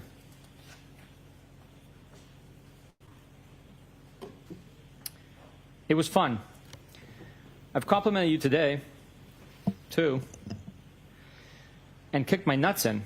Oh my God, how? If I had more notice, I would have grabbed a drink somewhere. So I am all set with. That's fine, but I am not asking again. Well, it was 7 p.m., and I'm super cool. So right now, asking again. Excuse me. So right now, asking again. Coming to your house would have been bad for the both of us. For starters, you wouldn't have wanted me to leave. Now equals not. That sounds good. That's trouble. Why?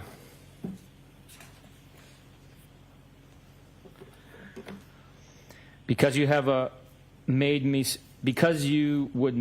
stay, locked me in your room. No, I wouldn't have. Haha, you wish. I don't share a bed with anyone ever. I have my own room in Canton. What? Yeah, I think sharing a bed is archaic.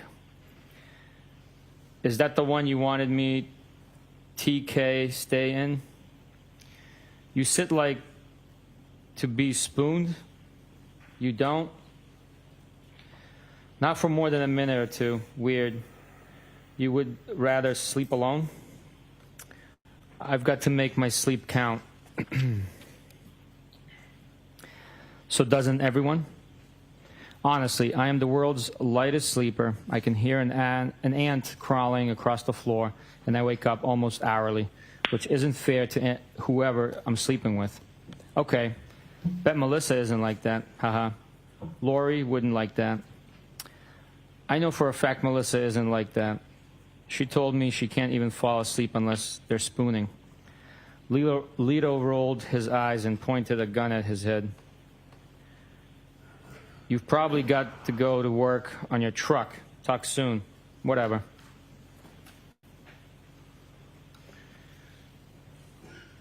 Lighten up, Francis.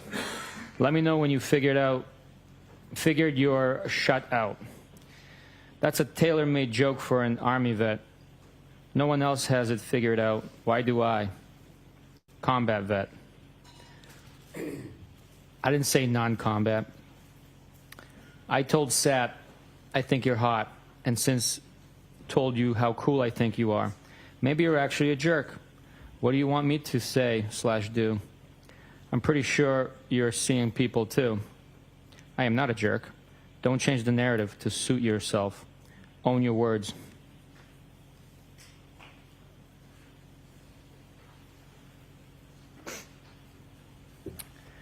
I don't think you're a jerk. I don't have simple answers to your questions. It's actually simple. What do you want from me? What do you desire? To start, I would just like to hang out because I like to talk to you and hear what you have to say. If that's it, I'd be happy. Okay, I will lock you into that statement. That's fine. I suspect you will give up eventually. Just so you know, I will still be your friend. Clearly, you're trying to give me a Heisman. No, not at all. Why would you say that? Because I've tried and I am failing. Tried what? Failing what? Hot and personality and what else? What's the I could go on and on part? BC, it feels like a Heisman, sugar-coated with a few compliments. That's okay. I asked you over on a seemingly uneventful Tuesday. Yeah, with 0 heads up. I have to get up at 4:30 a.m. Didn't hear from you yesterday at all, so I should have been a mind reader that you were going to extend an offer to your crib for a drink. If you want to give up, that's on you. You're being silly, for the record.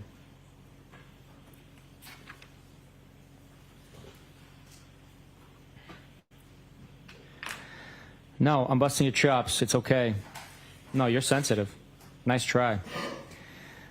You don't think if I came over for a drink, we would have got carried away? You said you were adaptable and tons of fun. I took that as an invite for an invite. Oh, okay. I'm 42. I know what happens when you invite someone for a drink. You're the master of avoidance.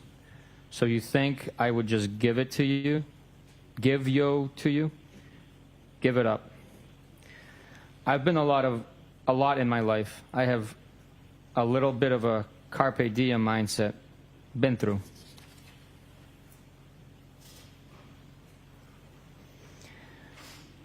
What am I avoiding? I'm not afraid to be direct. Some of my questions. Okay, which? Ask again. Nope. Tricks are not for kids. I'm pretty sure we would have hooked up. Okay, I can't say that. Of course you can. Did I miss any other questions, sir? Probably. Are you having a drink right now? Yeah, on my second. Show me what you got. I went for some wine and downgraded to a mudslide. The taunting in me. Haha.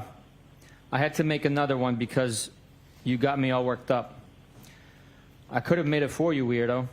Sure you could have. Done a lot.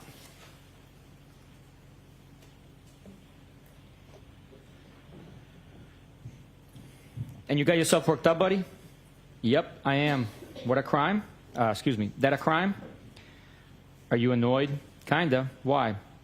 Because you there, this offer on me last minute of through. I could have made 3 round tips by now. Excuse me, I apologize. You could have made 3-round trips by now. Oh, I bet. Crickets. 4-round trips. Bite me. Geez, that's fresh.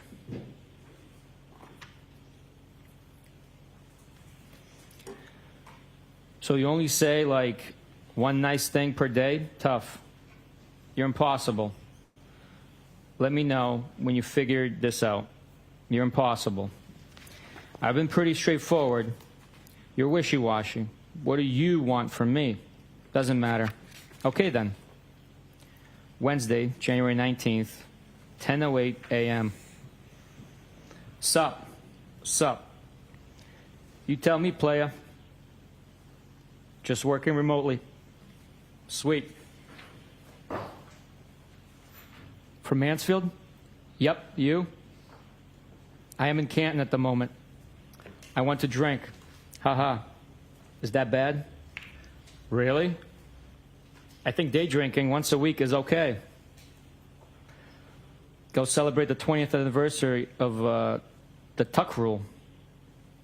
I can't wait until tonight. Wednesday, January 19th, 1:07 p.m. Where are you planning on heading? Not sure. Wednesday, January 19th, 3:34 p.m. I'd invite you over here, but you probably have your work truck. Here we go.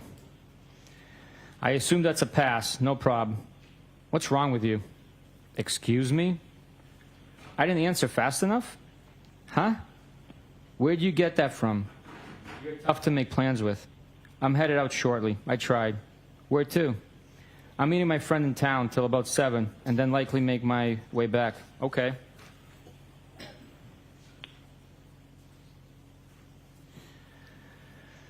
Where are you headed back to, Shady? I assume that means Shady. I'm meeting my gal pal, who's from Canton, back to Mansfield. Do I know her? Name? I don't think so. Julia Mellon. Lives on Sherman. I'm not trying to be difficult. I just don't want any drama for either of us. I don't either. Okay. Trust me, I am tempted. I don't think it's a big deal. What? You coming over to my place? Or are you coming over mine? Okay. You clearly are getting aggravated with me and my lack of participation. No, I'm not aggravated at all. Okay, we're good. I will see you around. I knew this is how you would act. Whatever. You can get most any guy you want, so you're not losing any sleep over this. None of that is true. I'm not talking to any other guys, and I have issues with John, and things are far from perfect. You just happen to know about him because we all hang out at the same bar. I'm sure you talk to other girls. That's what single people do. I'm not married, and neither are you. Neither is John. Was that your attempt at a lecture or deductive reasoning? What do you want from me?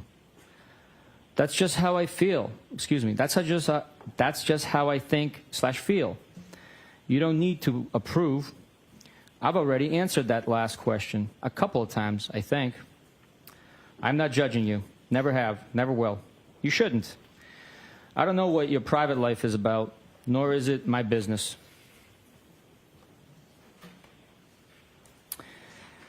You just happen to know what I see, that I see someone. I don't have kids, and I'm not married. Aren't you afraid you might actually like me? I don't think that's a bad thing. Isn't that the point? Well, it would be complicated because you have a boyfriend. That's funny. You said we are all a lot alike. Because we are. Yeah, life never stays the same. Things always change. Okay. Why are we alike, according to you? Because we go with our gut and how we feel? Isn't that kind of what you told me? Yes, that's true.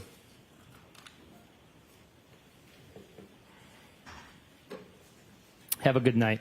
You're clearly irritated. Sorry to bother, young you. Either texting is bad or you're sensitive. I'm not irritated at all, I swear. I had been going out with someone for a few years when I reconnected with John. And John and I got on very well at the same time, so I broke it off the other guy. He was probably starting to see other people if I was completely honest with myself. I don't feel bad about any of that. I think it was meant to work out that way. So what's your point? Are you legitimately interested? Unhappy in your relationship? Mad because you saw him all over another girl? Or a hybrid of all of it? My only PT is that there's a difference between being married or someone and dating someone. And we have no intention of ever getting married. The PT of dating is to not get tied down if you're not confident you should be. In my mind, anyways. The first two, but I don't care too much about the other girl. Okay, so he is cool with you dating other people? And I'm not happy per se, just realistic that there's cracks and it's far from perfect. I doubt it. If he is seeing someone else, I wouldn't want to know either way. He probably feels the same, and you probably feel that way about whoever you hook up with. I think that's normal. Okay. You don't agree with me?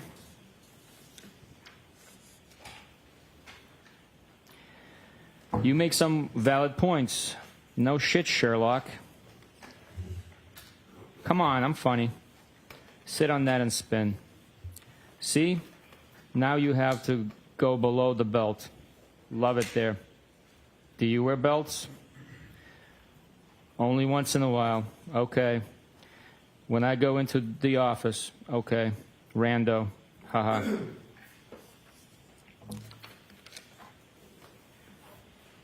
I was teasing you. You getting all dressed up for me. Haha. I pretty much wear all black every day.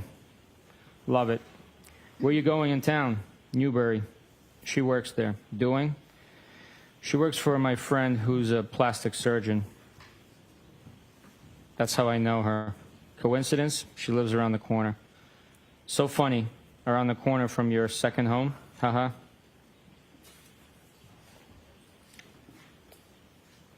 Oh, haha. I had to come downtown earlier, so told her I'd meet her for a drink. You there now? You would like my spot at the Cape. I have a great spot for dinner and drinks down there. Are you there tonight? I'm a beach worshiper.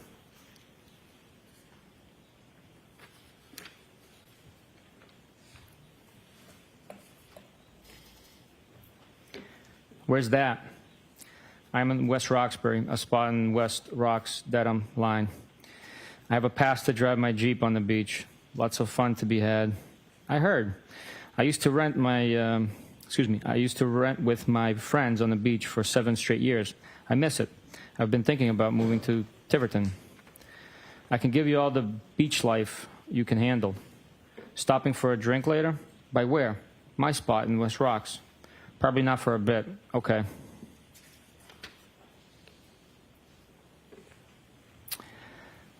At a bar? I wasn't suggesting anytime soon. I know you're with your friend. I meant my house. Probably after 8. Okay. If you don't want to, that's fine. No pressure. I will. A drink? What do you drink? Are you out now? Sorry. I'll drink whiskey if that's what you're having. Haha. Send me a pic of you two.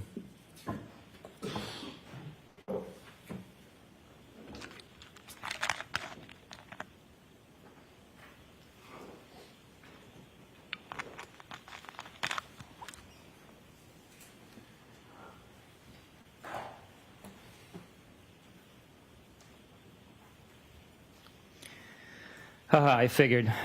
My shot is tight. Shit. Sure you can handle this. Please. Bite me. Stop saying fresh things. Why? Excuse me, I'm sorry, Detective.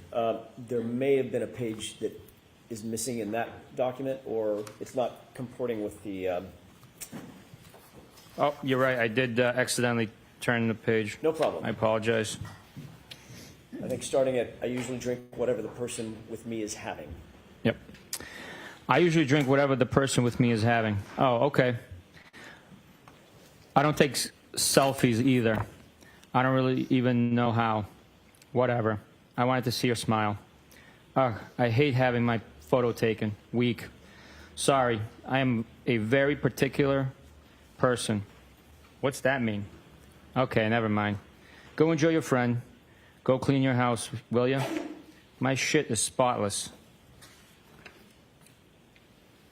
Haha, I figured. My shot is tight. Shit. Sure you can handle this. Please, bite me. Stop saying fresh things. Why? Are those statements tempting? Nope. Oh, which statements? Perhaps you should drive directly to Mansfield. You said, bite me, like 3 times. Okay. 8:30ish is too late? For what? Drink. No, why? Are we not meeting up? You can stop over for a drink. Balls in your court. Are you going to give me the address? Yeah. We don't have to meet up if you don't want to. But I'm leaving town now. I am up for a drink. Okay. Should I drive around? Should I drive around W. Roxbury? I assume it says yelling your name, question mark. It's cut off. Are you going to give me the address? Yeah. We don't have to meet up if you don't want to, but I'm leaving town now. All right, it repeats itself. I apologize. So, okay, should I drive around W. Roxbury yelling your name? Haha, no. Where are you now? Newbury. Do you really want to come over? Only if you want me to. Can you take charge? I thought we already settled this. Haha.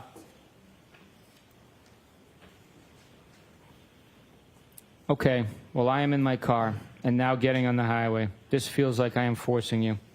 Not at all. I am game. Okay, well, I'd like to know where the hell I'm going. Pike or 93? You just want to meet me at the crib, or do you want to come over? Pike, I would say. You decide.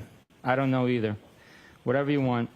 I don't either. Play so wherever you're comfortable. You know anyone in West Rocks? I don't think so. Ha ha ha. Then just stop by for a drink. Up to you. No pressure. Just give me an address. I hate texting while driving. Bryant Road. Text me when close. Okay. I will show you where to print. Park. That's W Rocks? It's not coming up. Yeah. Then put Boston in. Bryant Drive, West Roxbury Township, New Jersey. Searching for a friend. Then add your phone contacts so you can search for their address on maps. It's a screenshot sent through. First one. What app do you use? Turn around on the street. Park at the top of the street across from the red minivan. LMK when you're here. Here. Wednesday, January 19th, 11:13 p.m. Home. Alive? Cool. Thoughts? Maybes. You? What? You asked my thoughts. You didn't answer. I don't know my thoughts. Okay, I think I get it.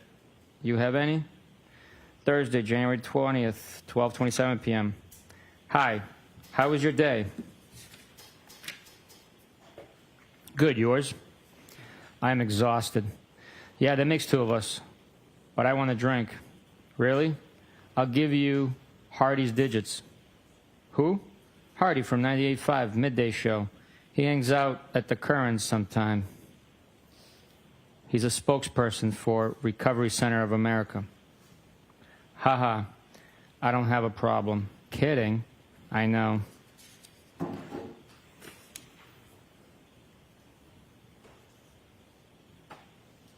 Good riddance. Haha, stranger, stranger. Hey, I was at Hilly all weekend. Have not heard from you. Haha, I apologize. Sunday, January 23rd, 9:40 p.m. Phone works. Thought you were all set. With talking? No. You sure? Friday, 11:32 p.m. Well. Saturday, 11:54 a.m. John died. All right. Lights, please. Ushers, we're right at 1 o'clock, so we can take our lunch. Court, all rise for the jury. I'd like to see counsel just a second about scheduling, please. Goodbye.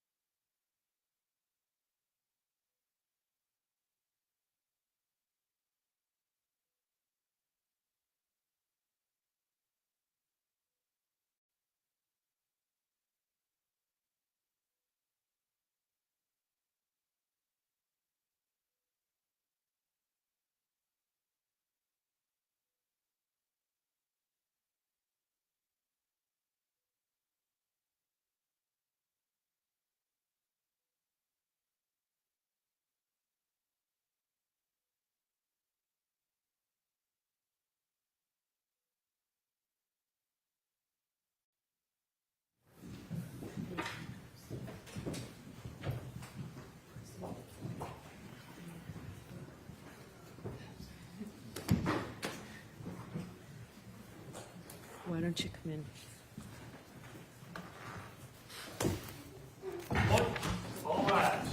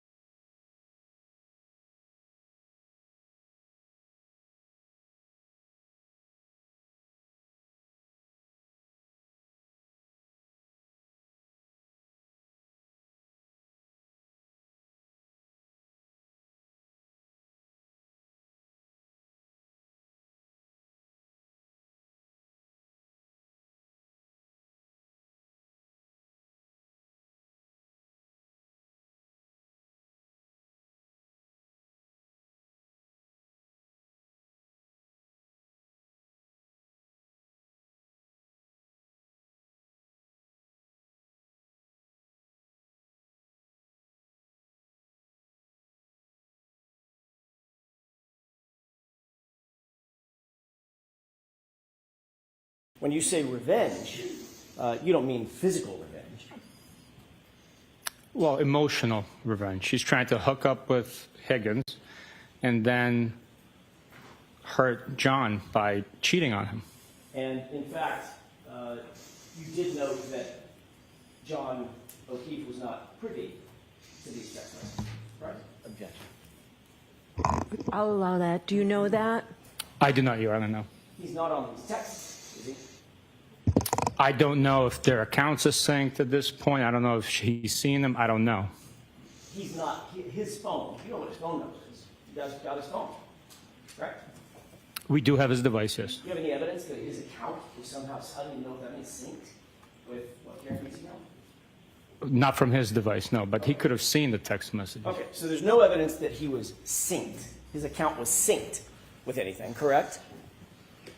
I'm sorry, can you repeat? There's no evidence. You were facing the other way. I didn't hear. There's no evidence that his account was synced with anything.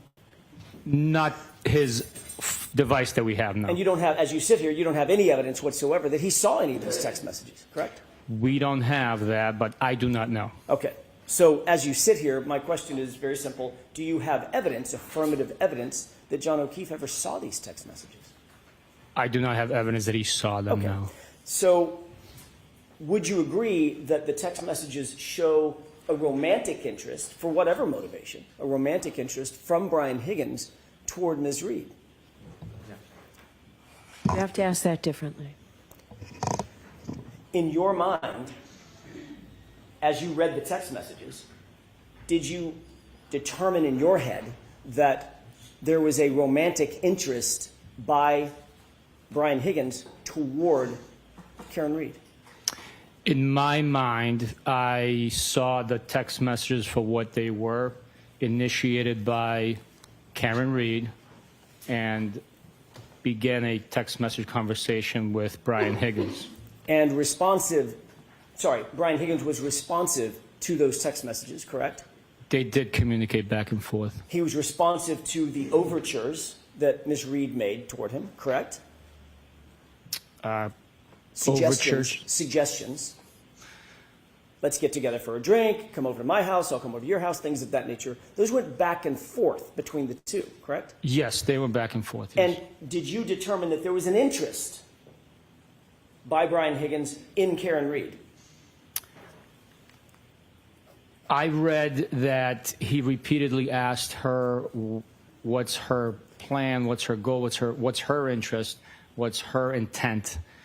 Did that show you an interest on his part, in her? I think at one point he said he was confused, I believe, if I'm not mistaken, or what's the term he used? He was unsure what she wanted. He called her hot. He did, yes. He called her witty. Right from the rip, yes. He said he wanted to spend time with her. Spend time, yes, yeah. He was interested in going over to her house. Yes, He was interested in her possibly coming over to his house. yes, He told her that he thought she was hot, his words, from the jump, correct? from the jump, yeah. How did you interpret that?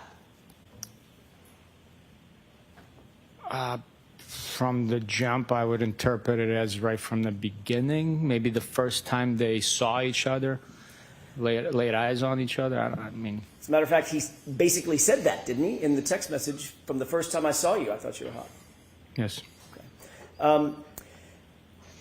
He constantly was using phrases, to use your words, phrases interested in knowing how she felt about him, correct? Objection. Sustained. You have to ask it differently, Mr. Jones. Did you interpret any of his text messages as Brian Higgins being interested in knowing how she felt, what she was thinking about him? Objection. Ask it again.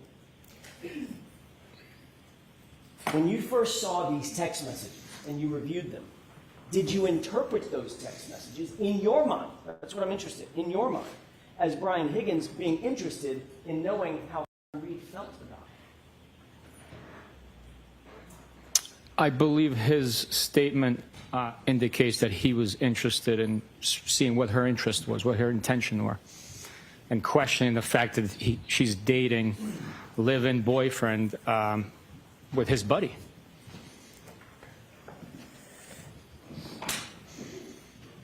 He used the word ghost several times, correct?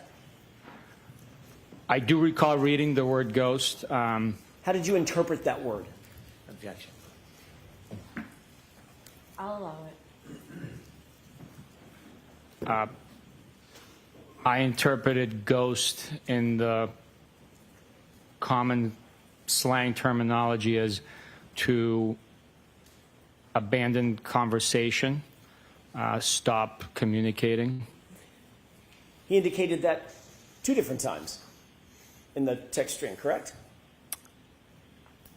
I know I read the text messages, but reading them out loud to a room full of people, I might not have remember how many times the term ghost came through. Fair I was enough. concentrating more on the reading, not on the comprehension of each word. Fair enough. But you did note that he used that term in his text messages to her, correct? I think I recall at least once that the term ghost was present in the communication. Did you interpret that? I'm looking for what was in your mind. Did you interpret that, the use of that word by Brian Higgins, as showing some level of frustration at her abandonment of the conversation? No, I did not. No. Not at all? No.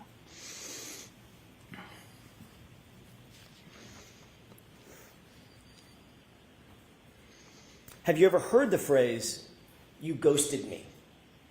Yes. How do you interpret that phrase, just in general? I've heard it communicated between other people. I've never used the term ghosted. I think it's a little after my time in communicating with others, but I take it as you stopped responding to my text messages. Do you take that, do you interpret that, or did you interpret that as a positive or a negative comment? You ghosted me. I interpret it as a matter of fact, like you stopped talking to me. I never thought about it in a positive or negative connotation. I never gave it any thought. As you sit here now,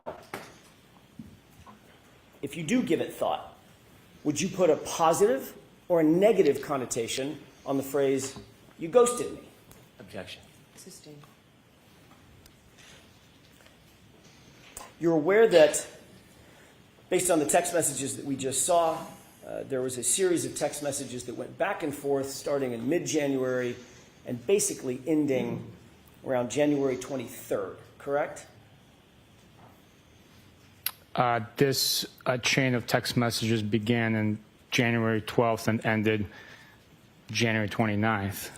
Right. I'm going to get to the 29th. But the back and forth ended on January 23rd, did it not? I don't recall as specifically. I can leaf through it and tell you what it is. I know I read the dates out loud, and again, I was concentrating on reading. Do you have the document in front of you? I do. Could you turn to the last page? Yes, sir. I believe it's the last page. It may be the second to the last page or something.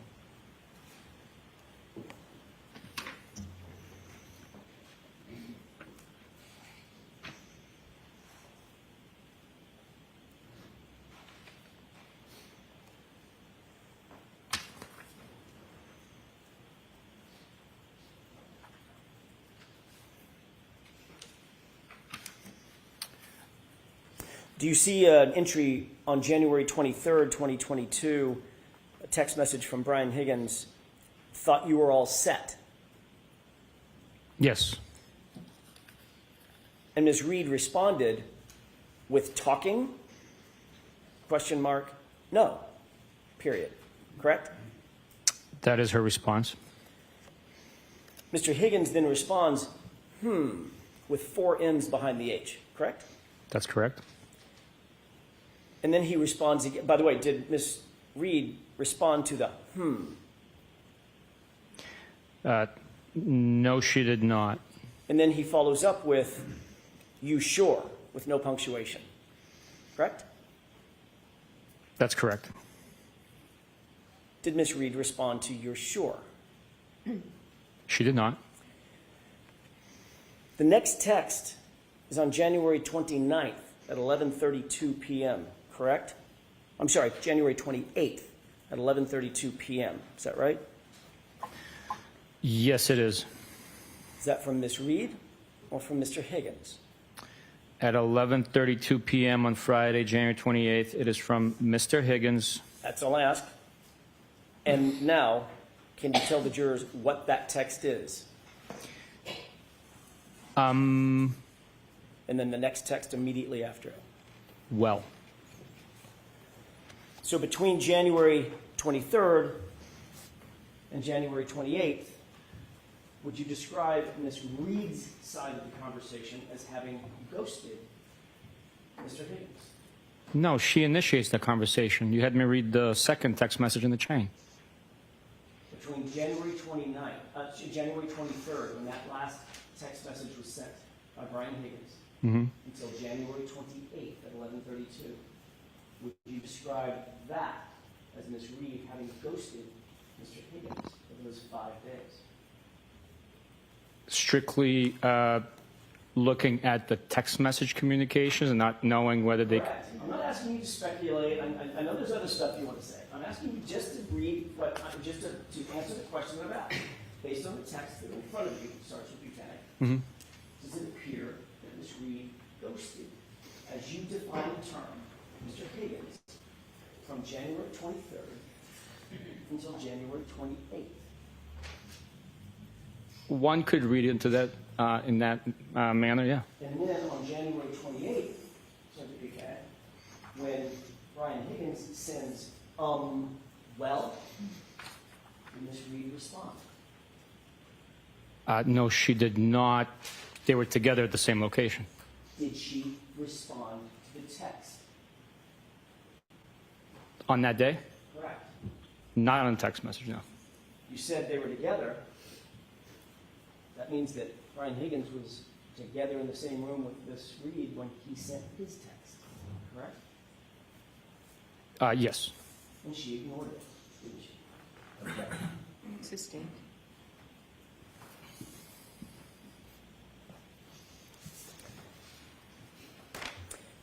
You also received from Mr. Higgins certain text messages between him, Mr. Higgins, and John O'Keefe himself, correct? Yes, we did. And one of those text messages, one of the last text messages that they exchanged was, as a matter of fact, the last text message that was exchanged was Brian Higgins at 12:20 a.m. on January 29th, 2022, texting Mr. O'Keefe, "You coming here?" with 3 question marks, correct? I would have to take a look at the document. I don't have a memory of it specifically. I know I reviewed it, but I don't have a memory of the time and content.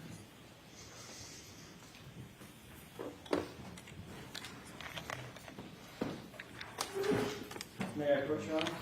Yes. Thank you very much. Thank you, sir. No worries.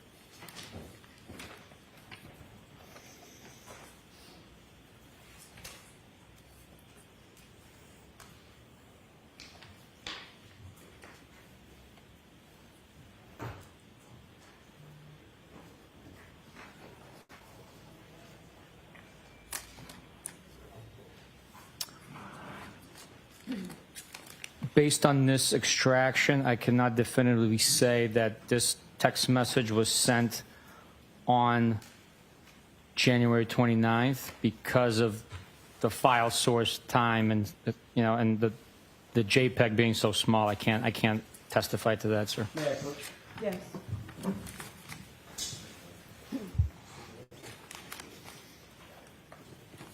Your Honor, Mr. Brennan has kindly offered to stipulate that the "you coming here" text was sent. I would offer the following stipulation: that "you coming here" text was sent on January 29th at 12:20 a.m. from Brian Higgins to John O'Keefe's phone.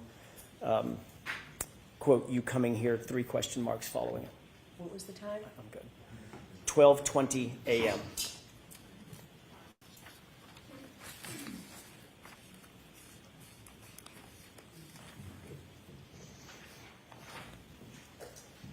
May we enter that stipulation with the court's permission? Sure. So, jurors, you've heard that the lawyers agree that that fact is true. Thank you. Thank you, Sergeant. So you were aware of the timeline on or about January 29th when, first of all, Karen Reed had not responded to a text message from January 23rd throughout January 28th and into January 29th. Sorry, throughout January 28th by 11:32 p.m. or so. She just not responded. Correct? So the text message that she sent to Brian Higgins, the last time she sent a text message was on the 23rd. And he responded with several text messages to which she did not respond on January 23rd. Correct? I believe she sent 2 and he said 3, I believe. So the answer is yes. There was a text message that she sent, that he sent to which she did not respond. Is that right? On the 23rd. He was the last one to send a text message on the 23rd. That was following multiple text messages back and forth between the two of them, spanning a couple of weeks. Correct? Yes. Then, on January 28th, 2022, Brian Higgins is at the Waterfall Bar and Grill after 11:30 p.m. Correct? He was. Karen Reed then walks into that same Waterfall Bar and Grill, accompanied by her boyfriend, John O'Keefe. Correct? They did. Brian Higgins then texted Karen Reed, who's standing in the room. Correct? Correct. Karen Reed ignored that text. Correct? Objection. Sustained. Karen Reed did not respond to that text. There's no text. Brian Higgins then, a little less than an hour later, texts John directly, "You coming here?" with 3 question marks. Correct? Correct. It's been stipulated. That is an accurate timeline of the events that we've just talked about, correct? Yes, sir.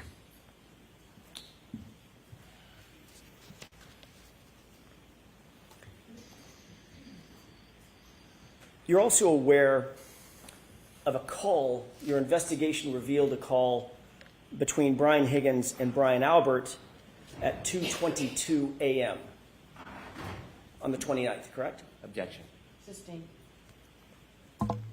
Did your investigation reveal a call between between Brian Higgins and Brian Albert at 2:22 a.m.? Objection. Sustained. May we approach, Your Honor? Okay.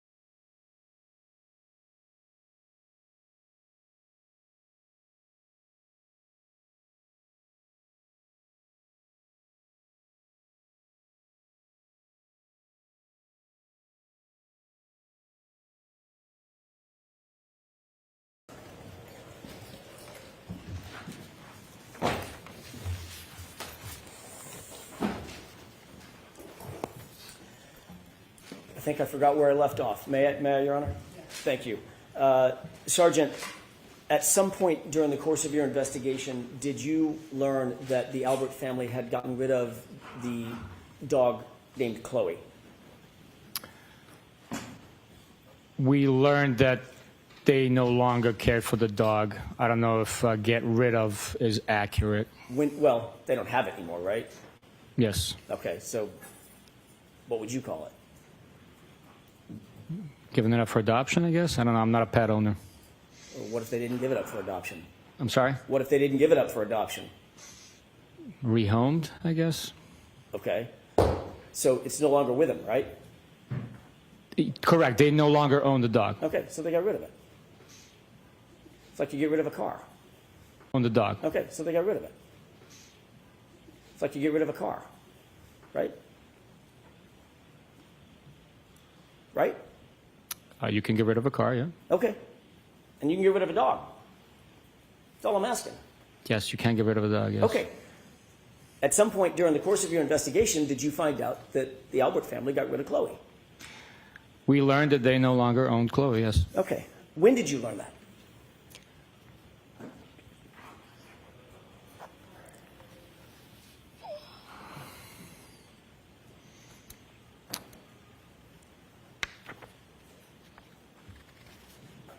I cannot tell you exactly. I can tell you when we looked into it officially. When did you look into it officially? I traveled to the dog's home and assisted with identifying the dog and investigating that animal. Okay.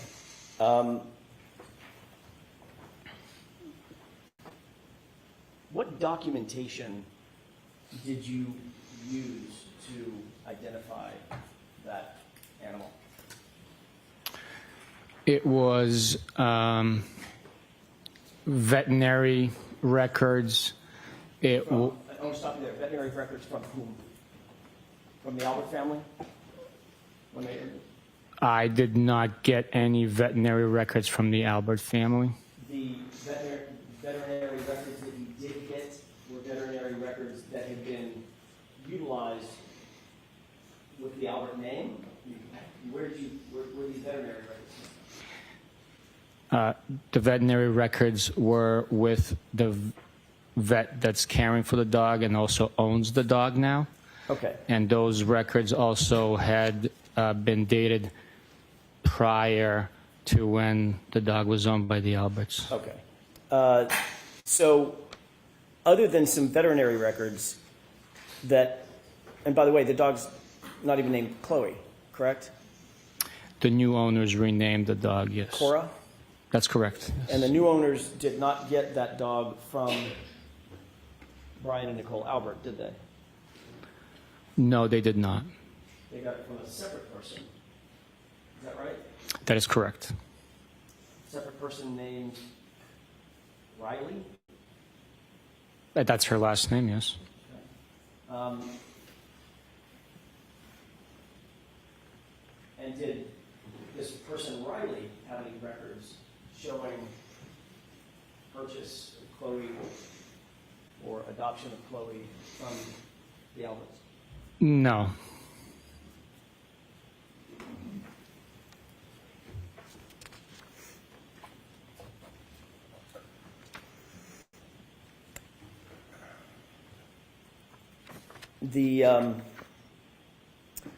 You did write a report about the newest owner of this animal, this dog, correct?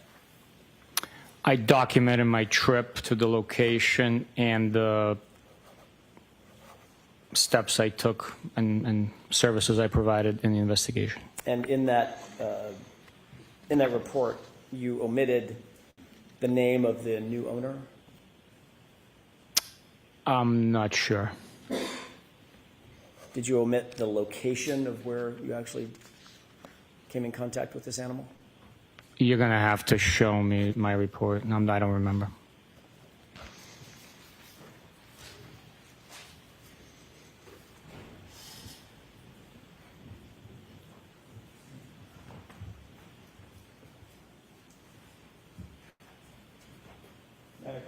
Yes.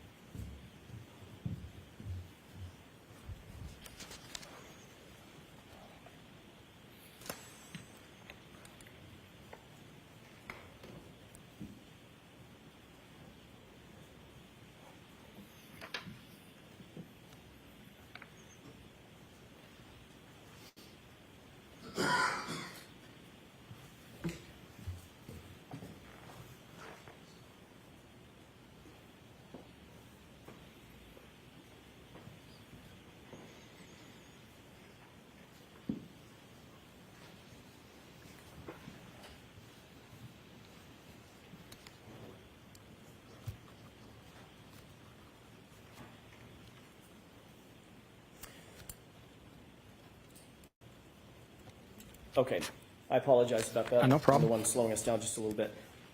May I approach? Yes.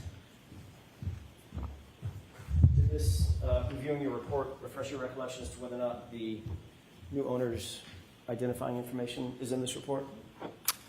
It did. And is that information in the report? No, it is not. You've got, there are some veterinary records that you supplied along with your report, correct? Yes. That you gathered? I'm sorry, what was That you it? gathered along while you were doing? Yes, yes. May I approach? Yes.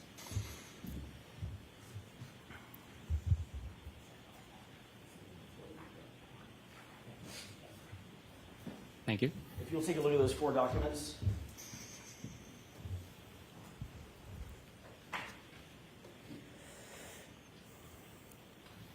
Do those appear to be the veterinary records that you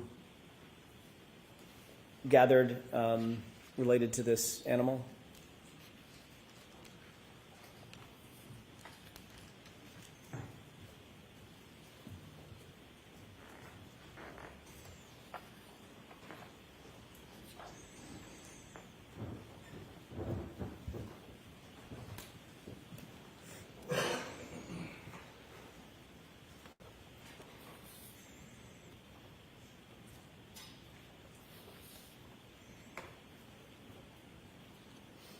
Yes, it does. Do any of those records, any of the veterinary records, the 4 pages that you're holding, even include the name Cora or the name of the new owner?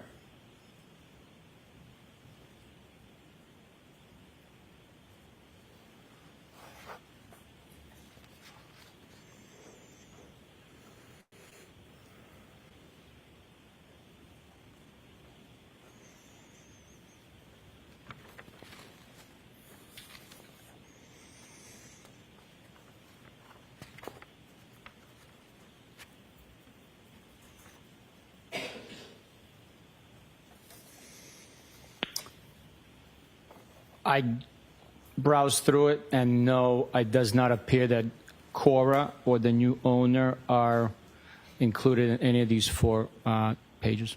May I approach? Yes.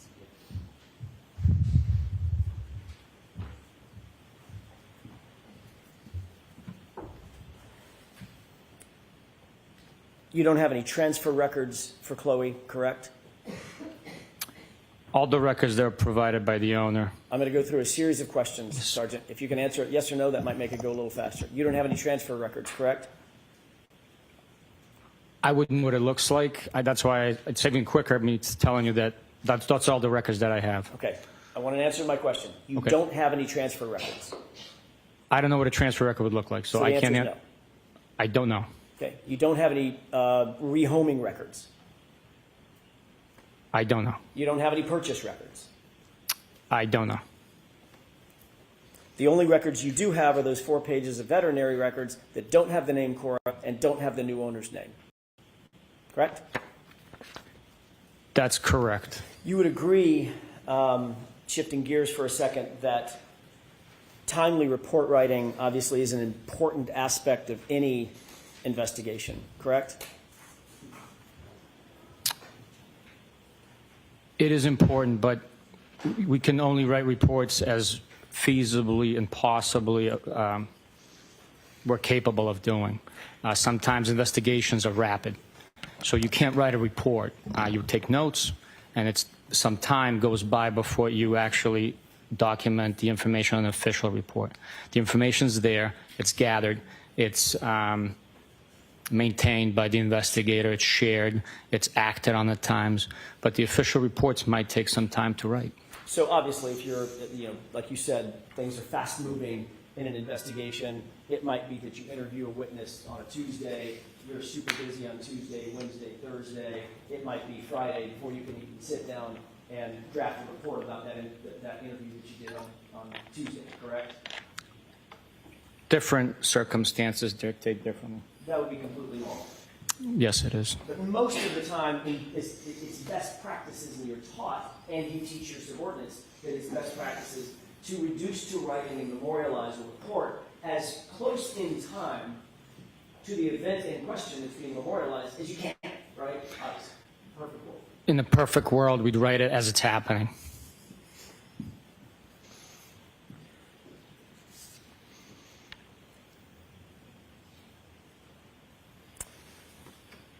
Are you aware that more than 20 official police reports in this case were not recorded for more than 100 days from the time that the event in question was done, was being memorialized?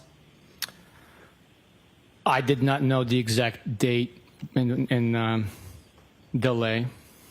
Are you aware that there are 11 reports that are more than 300 days from the time of the event that was being memorialized? I was not aware, no. Are you aware that there are 3 reports that are more than 400 days from the time of the event that was being memorialized? I am not aware, no. Are you aware that there are 4 reports that are more than 500 days from the time of the event that's being memorialized? I am not aware, no. Are you aware that the longest delay of any report in this investigation was 581 days? I am not aware of that, no. You became aware early on in your investigation of 2 individuals named Ricky D'Antano and Heather Maxon, correct? They are witnesses, yes.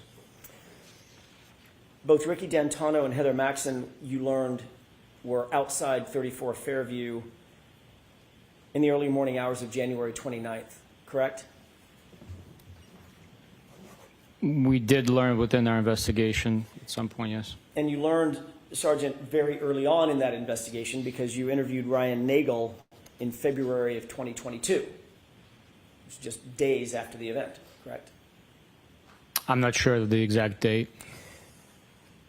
Obviously, as you just said, you became aware that Ricky D'Antano and Heather Maxon were witnesses in your homicide investigation, important witnesses, you'd agree, correct? They were witnesses. You learned that they arrived at the house at 34 Fairview sometime after Karen Reed and John O'Keefe arrived and pulled up behind their parked SUV, correct? Objection. I'm going to allow that. Can you repeat that, please? Sure, you learned that where they fit into the investigative puzzle is that they pulled up behind Karen Reed's SUV when Karen Reed and John O'Keefe arrived at 34 Fairview. They pulled up sometime after that and pulled up right behind them, correct? That's not correct. What is not correct about that?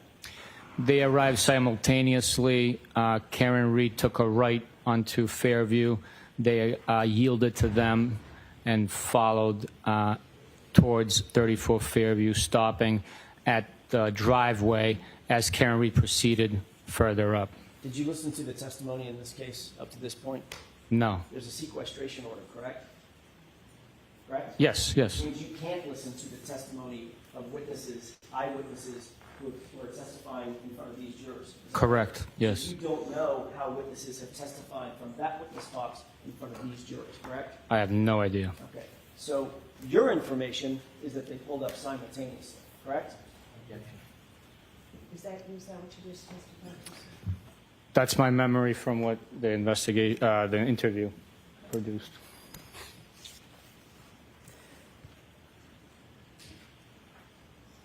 You certainly knew that there were eyewitnesses to the condition and the location of Miss Reed's SUV, correct?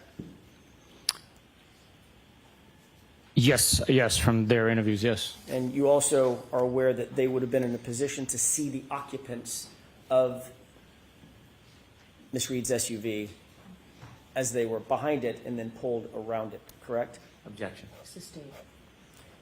Did you become aware that they were in a position behind the SUV and as they pull around it, they could still see the SUV? Objection. Sustained.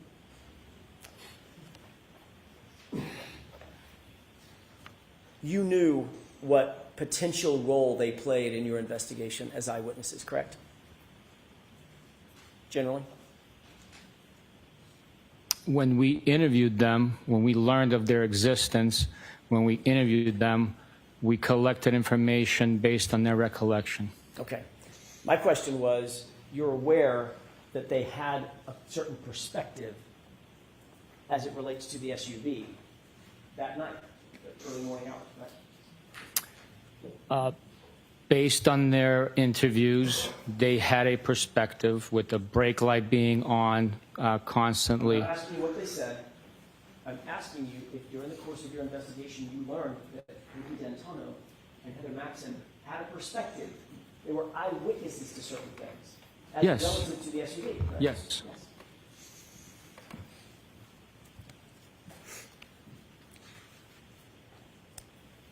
You instructed your subordinate, Michael Proctor, to interview those witnesses in August of 2022, correct? I'm not sure when they were interviewed. I don't have a memory of instructing him to go interview them.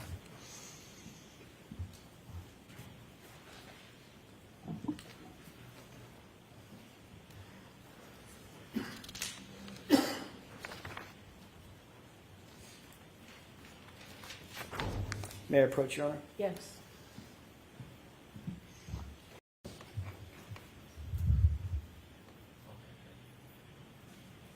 Thank you. Can you take a look at that document and tell me if you... Well, why don't you just tell me if that, whether or not that refreshes your recollection as to communications you had with Michael Proctor specifically?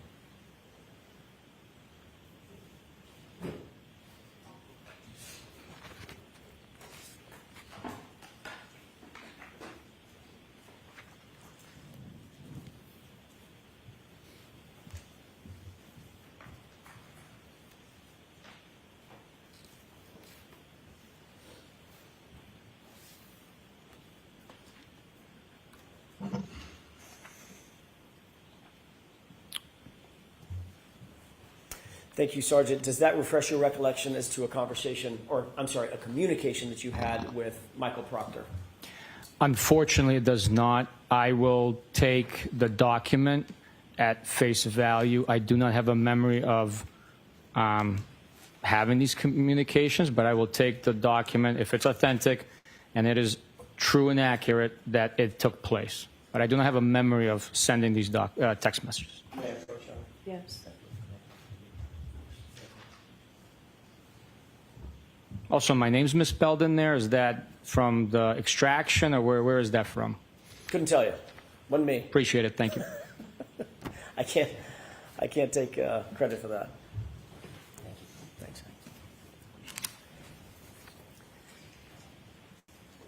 If your memory is not refreshed about that particular communication, do you remember in general communicating with Michael Proctor about interviewing Ricky D'Antonio and Heather Maxon? I do not know. I'm sorry. Would that have been something that you would have found important relatively early on in the investigation? Yeah, these are eyewitnesses. Let's get them interviewed. Yes, it is. It is important to interview anyone that's an eyewitness. Sometimes it takes longer because. Are you listening? I'm sorry. Thanks. You asked the question. I just wanted to answer. I know the answers to my own questions. Go ahead. Okay. So while we want to interview every eyewitness, sometimes an important fact is already detailed and witnessed by another witness. So in this situation, we had already interviewed one of the occupants, the one that was driving, the one that had the observed the events taking place, and we asked him if we were going to talk to the other two, would they have the same recollection, observations? Did they leave the vehicle to go in the house at all? Anything like that? Anything different? So that's... Okay, so it would be important, obviously, to interview witnesses in a timely manner. In some instances, yes. Okay. Yes. Do you remember when Trooper Proctor actually interviewed Ricky D'Antona and, I'm sorry, when Michael Proctor interviewed Ricky D'Antona and Heather Maxson? I do not have a memory of that, no. I'm sure a report would indicate when.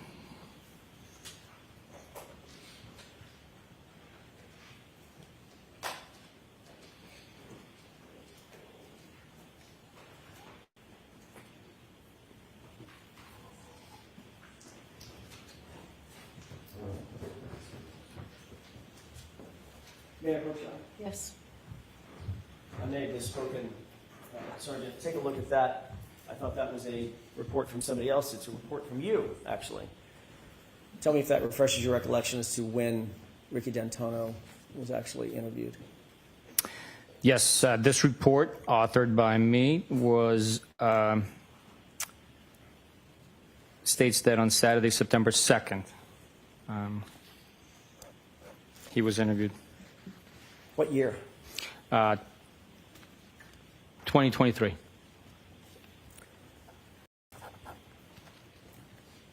So that would have been a year and a half later, correct? Yes. Do you believe that's a timely report, or rather a timely interview for an eyewitness, the gravity of which is described in the report? We again, perfect ideal world scenario, it would be quicker. So that would be, no excuses, I'm not going bars, but that would be untimely, correct? Year and a half later? We do the best we can. You indicated that your memory was that the cars arrived simultaneously. That's a interview with Ricky D'Antona. You see the highlighted portion?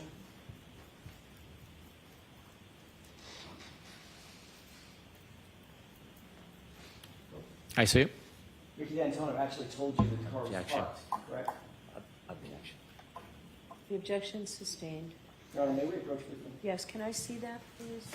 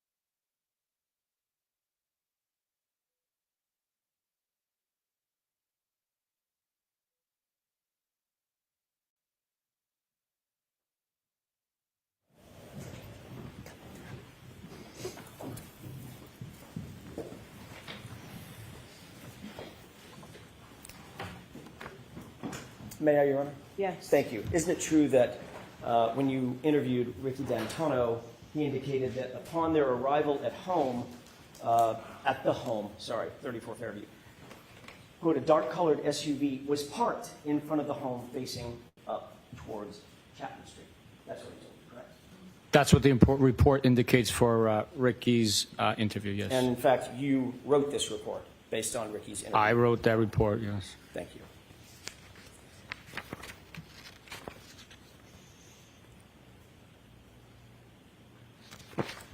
If I may have just a moment, Your Honor. Yes.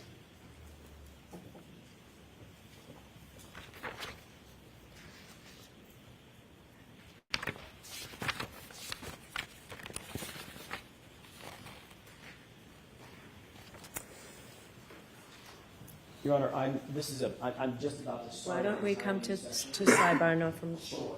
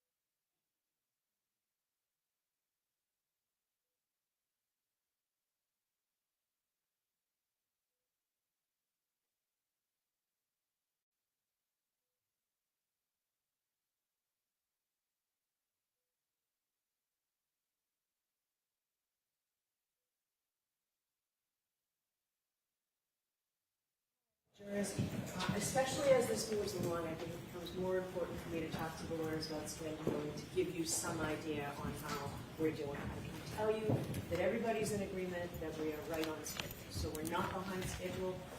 Optimistically, maybe we're still a little bit ahead, but we are on schedule for that Christmas.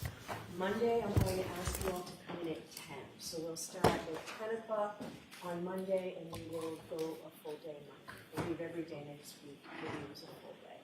So we will see you next week. Those same cautions. Please do not discuss this case with anyone. Don't do any independent research or investigation into this case. If you happen to see, hear, or read anything about this case, please disregard it and let us know. Be very careful with your social media use, and have a great weekend. See you Monday at 10. Sergeant, we need you back.